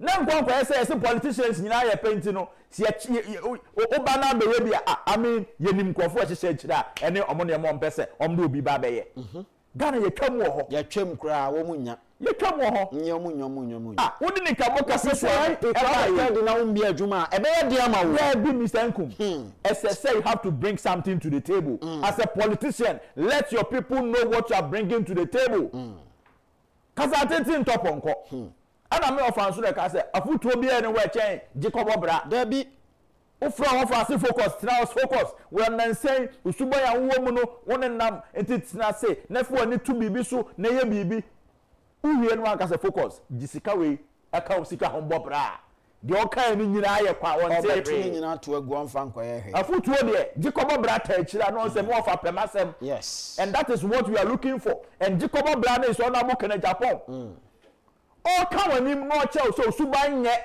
sisa suban as Ghanaian be patriotic or we are like say I will create jobs for you exactly because you need to shape their thinking their mindset before yes and to man say adwuma Ghana adwuma you work with diligence and yes what the o banana o kika onsem o kika onsem I mean as if say wo no ye hu so da ye nimo ye hu so da oh ye nimo mo what you say ye nimo mo ye hu ye nyina obre ni sa before because of mo candidature how MPP suffered in 2024 Ghana is not ready in fact MPP is not ready for such leadership again David Mr. me dear I am telling you say nyame ya domo a me no mienu 31st January 2026 ahan ye betena ye ba ye de white shirt beba exactly ye ba betena ha na ye ntena ha so keke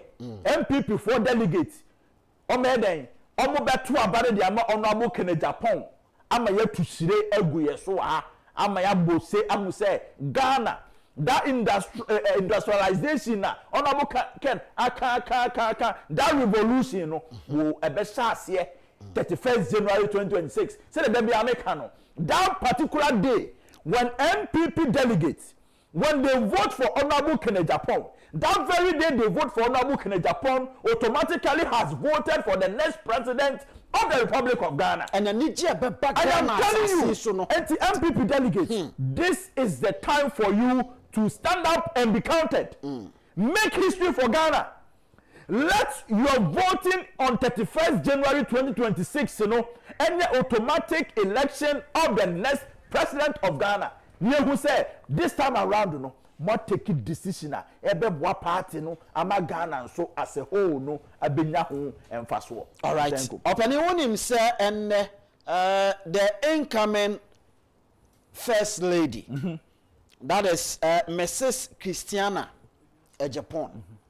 Ene ya me no ka say ordinary akyeremu wo Yilo Krobo constituency na one ma delegates wo ye nuanom ma ene ye maame mu nyina ekodi ahyemu na mema ne bibuafu se aden na ma Christy ba no afre ema ne nko a wo so mema no so na sem o ka no ehia wo mu ntom so mpese o mu tie o da se ema no from ba mema kra o mpam o enti enne no oso obi a betimi aba a o hia wo mu nyina wo St. Peter's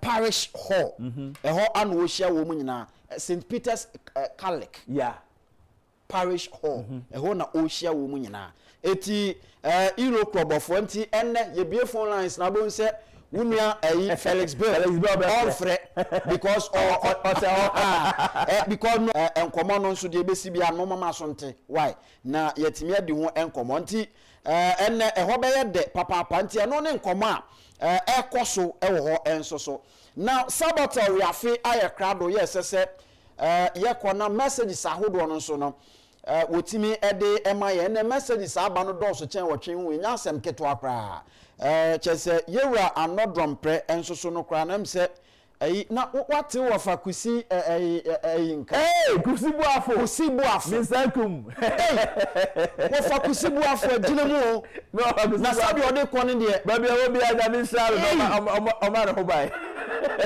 Opanini kan some of a gossip for say, young quiet from Praconi Yachi. Assemble. What also quiet from? Also, what the Hamas of Praco call also says, chef for 5 years away. Only Praco do over sell. Now then, I'll quiet for another Praco. Oh, coalitions are bronny. Aye. After fuck where you are, on another you are the same KJT say, more than about a national chairman. I got enough KJT, but anybody national chairman. Mamma Combra. Mamma Combra. Sabato, you are fair, you are fair by I crowd or my part saying, Mr. Nkum, now, oh, Mijna Kama. Say, no, my saying, echo. One unse we me catch us all ba one until one either one and answer 1 million and 1 billion and 1 trillion just be one and say we mount 2 crown one benji 2 one nana meje one nana meje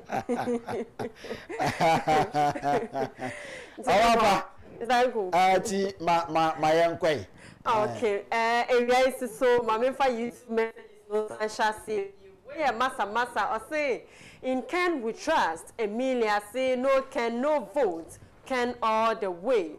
Could you upon say, Ken all the way? Champion Kwame say, good afternoon, Mr. Nkum.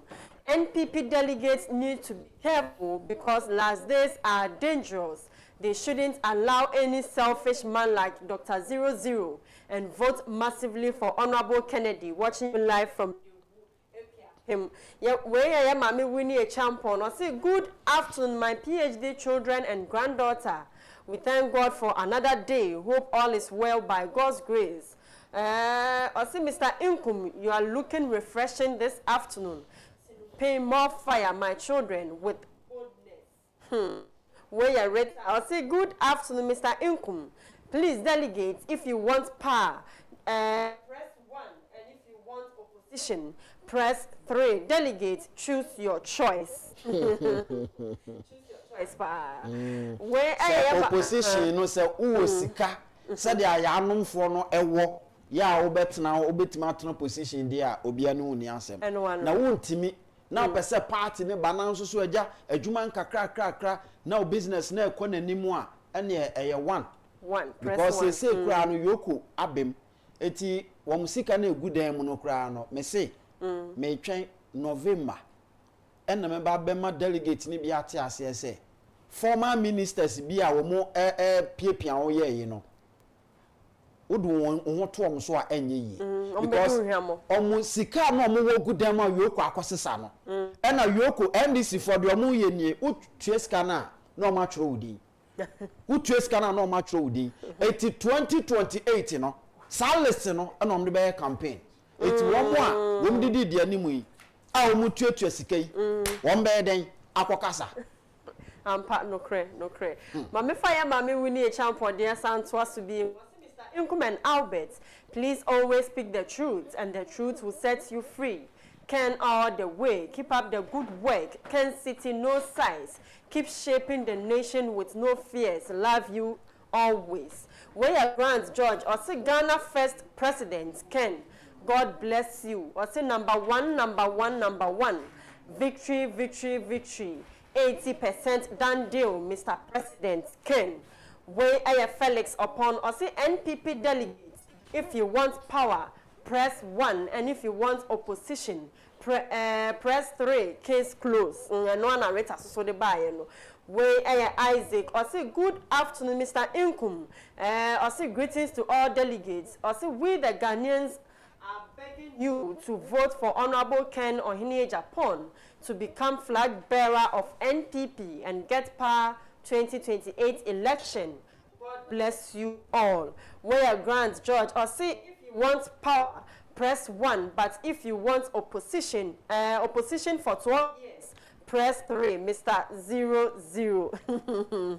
Yeah, so where's to say your friends of Kencity Media or say Sinupin, Mr. Nkum, Dr. 00 Baumia has lost focus. NPP delegates, please vote for the job creator. Vote for grassroots president and ignore Dr. 00. Hashtag Ken is our next president. Say Kutu, say bam. Also, the lights also lose then focus. Focus so be pay Kencity. It's already where Francis are die. I say let's Ken be Ken. Isaac say good afternoon, Mr. Nkum. God bless you for your also for your good work. Watching you live from Germany, Frankfurt. Where to see Mrs. Elizabeth or say family members NPP get connected please Honorable Ken Afao Ben Bedia say part to the Ken where Jonathan or say it took a while but Nana B has finally awakened from the spell Dr. Baumia bewitched on the hierarchy of NPP. Where I said Opoku, I say good afternoon, Sinupain. Okay, it's Mr. Nkum, I'm in chat when I'm in call WhatsApp there. Where Jonathan, I say, hey, Mom Mammy etano ba, Kona me friend Chimmy Moko why. It's Mr. Nkum, where oh dear. Man, and I say, greetings to you all, watching you from the Garden State, fully connected. Economics all the way. I be my fear, then I'm Mahupa. Mahupa so memfa. No. Mahupa so memfa. We say good mamefa WhatsApp dey so gakra enka ho. We say good afternoon Mr. Nkum. Hey, you have swag. I say hey, you have swag. The name of the show defines how our incoming president, Honorable Kennedy Kwame Agyapong is. Despite, I say he wants power, but he will never like to delegate. Don't we like such an honest leader? Hashtag Ken Beba se kutu se bam and pass solo or the fidewu equia pim or say masenu pain. We say good afternoon, raise to the power one. I say Mr. Nkum, I really appreciate the good works from you and your crew. I say Mr. Nkum, the 31st January 2026 date for the NPP primaries is seeming to be long for wager by delegates. In fact, we can't wait to give Ken 75%. Obako greetings to my in-law Nana Sabi, Doma Kofi Asua. Sasadia, okay. We say good afternoon, Sinupe. I'm surprised Nana B is denying his own voice. He should be bold and get connected to Honorable Kennedy Agyapong's train. Please, delegates, get connected and vote massively for Honorable Kennedy Agyapong for power in 2028. No evil plans fashioned against him shall stand. I rest my case. Amen. Of our Lord Edifi Asokore Kuforidia and Ebaye. We say good afternoon, Mr. Nkum and your panel. Onipa into me inside near Onyame Eshirano. Bless you more. I am highly connected. Sister Atta from Akraman. I'm sure says we say then Napo should join the country and what is he waiting for? We in Konyake and the message we buy. We say Mr. Pain. I like all the NPP presidential aspirants. They all have the qualities to lead the party and the country in 2028. But it is high time to get a pragmatic and visionary person. Ghana has all the resources that can change the country within a short time to make Ghana a developed and peaceful nation. Ghanaians must change their attitudes and work towards development and avoid galamsey that destroys our water bodies. We need bold, incorruptible and hard-working leader, not English and suit leaders. Dumas and if not rich and buy. Mr. Nkum go for my album pa. Where ya Martin John or the fee just so don me abra. I say good afternoon, Mr. Nkum. I say though all the 5 aspirants qualified to be candidates, but the grassroots says it is Honorable Ken that they want. It's simple as drinking water. Regards to my mother, Auntie Kuya Ajenkwa of Esasi Bonte Fufu, and Honorable Lawyer Kwabna Boateng, MP of Ejiso constituency. Inshallah, Ken Beba. We say good. I say Kennedy Agyapong is our last hope. Oh, Allah help him and guide him. Madina, we are connected. We Abu Karim na the message. Mami last 2 no na yanko. Okay. We say Mr. Nupain, we don't need a mere flag bearer, but rather a bold and creative leader who can grab power in 2028 for NPP.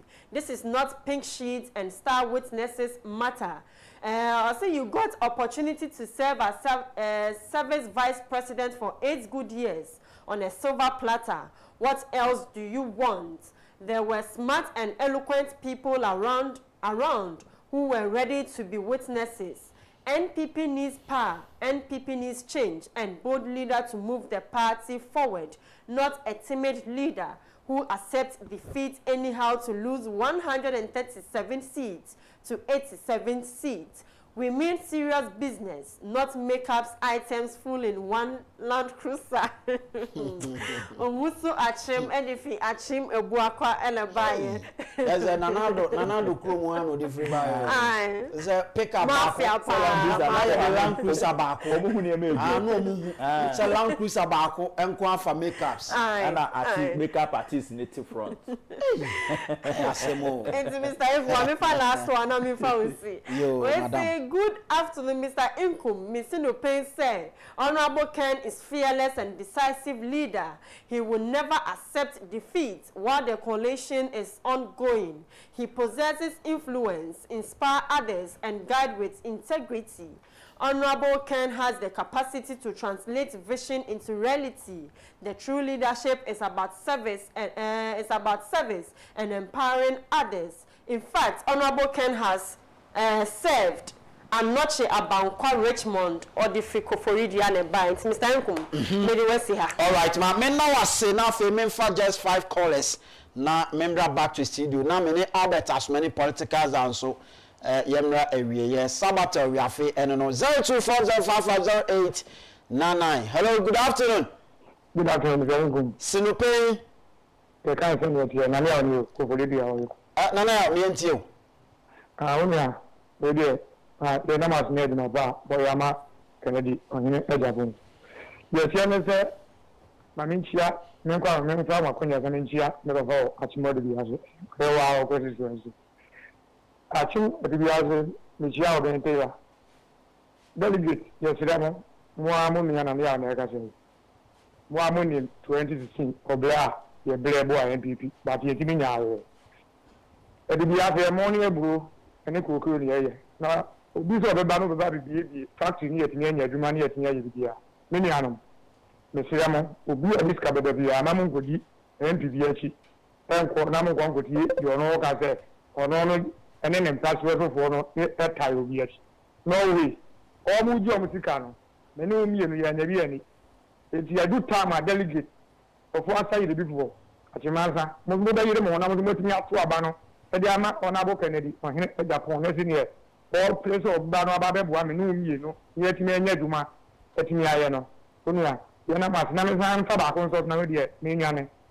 A young Mutimaka said, Anna Nana, Danko, akufo-addo, or quartet him. The Pampodana will do a Mamma said, your way of your short memory. They carry my dear Gatra. 2012, your coalition and Anna akufo-addo, 2012. Nana akufo-addo got the moment and then on home, or better could be more on one barbecue. But Ghana from kind of said, any have to be from the foreign Kaiser, a akufo-addo, any person or the buyer. A Ghana for none that you catch it on say, the man of an akufo-addo and some other third time, when to Abba, into a bay here or my gun and one, not from Mukimika, no Nana, no good, okay, no good, Minia. Mamma no was say, Nana, Achima to be asked for Atonka. Hello, good afternoon. Good afternoon, Mr. Nkum, the life papa. Sinupe. We cannot say it's here, Nana, everything my brother, Ramani. Rama Mianko. My brother, papa. Anyari, Mianko. Dr. Mahmoud Baumiawon. Or by MPP, most of us will be good MPP, but I'm fat. Obiane Crawford, yeah, NDC for. It's your one. MPP begua eguswa enyeshe eti delegate me pamochawo Dr. Mahmoud Baumiano onye MPP ni ti montuma no na mo hwe de Ghana for montie de Ghana for eka o montie de Ghana for eka delegate ni nuanom delegate me pamochawo na montuma de waye bida na ogusuye na yenim sɛ Honorable Ken wo ho ye wo gidi wo ni mu ankasa isa sɛ oka oyɛ ye ho bi eti sɛ nkomo de medisi ana obi so aba Memfa last caller now. Membra back to studio. Hello, good afternoon. Afternoon. Sinupei. Oba pa within maybe a free until we last caller. Yes, I'm comfort. Yeah, na blame. Koni wa brema mpa na kwasa free. Pacha mi kata ti bekle. Okay, my yenti oni enko. Pacho. Kele di odaya kuma. Fifty power, 50 power na start to play of my area to need to order. Muito mais pele de maio. Vea como tell you. Medase papa koni mame no ase na memfensia opani enkomo ahodo akoso messages aba ya kan comment aba ya kan course miensan so asan ba befem bo akiri ma yen last caller no say from fifi boa for time or the machine it to man from onyimfi hoda onyimfi the machine abre that's all the super good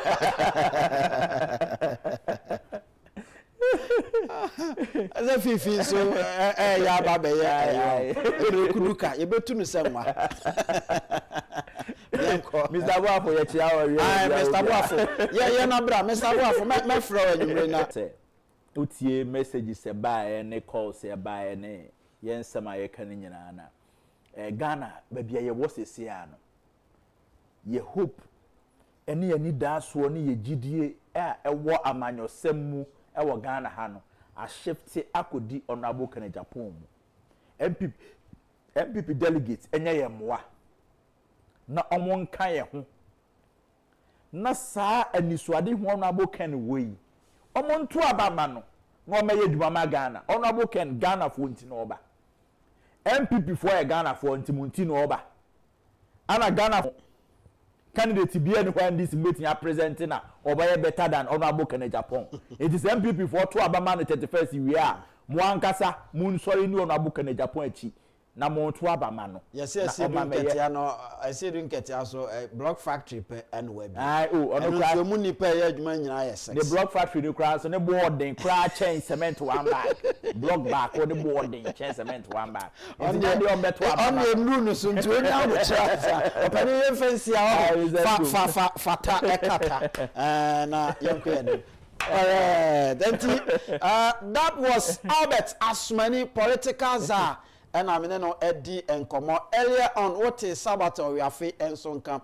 Ya from Mr. Nkum Sinupei dwumadie so an ye ne Asia ye tabia takum eboayen ene ye de ebrewo ba bia to aduro bia mpacho so duru a onsa betimi aka bi tabia takum de ye popular che aduro bia o Ghana ha etie no an ye de ko tafreta a kese ebeduru anwumre no na ogina wonan so Sinupei ye kano senia etie we dey producer bebo me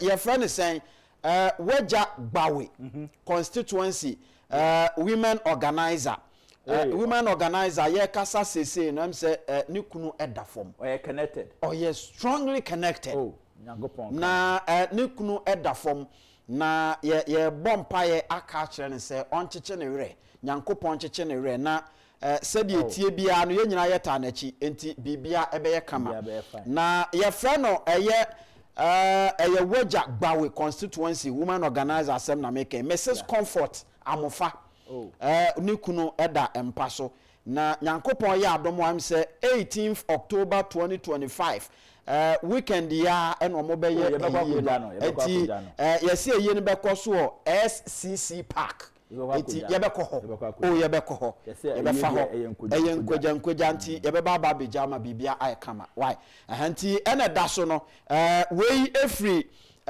Chairman Joe Donko, the organizer of all MPP all the organizers not only free and all the connected family yebeba nyaba be support why your family Mr. Nkum Sinupei ye de si nyambo echina yebe sanso atwa so we are out.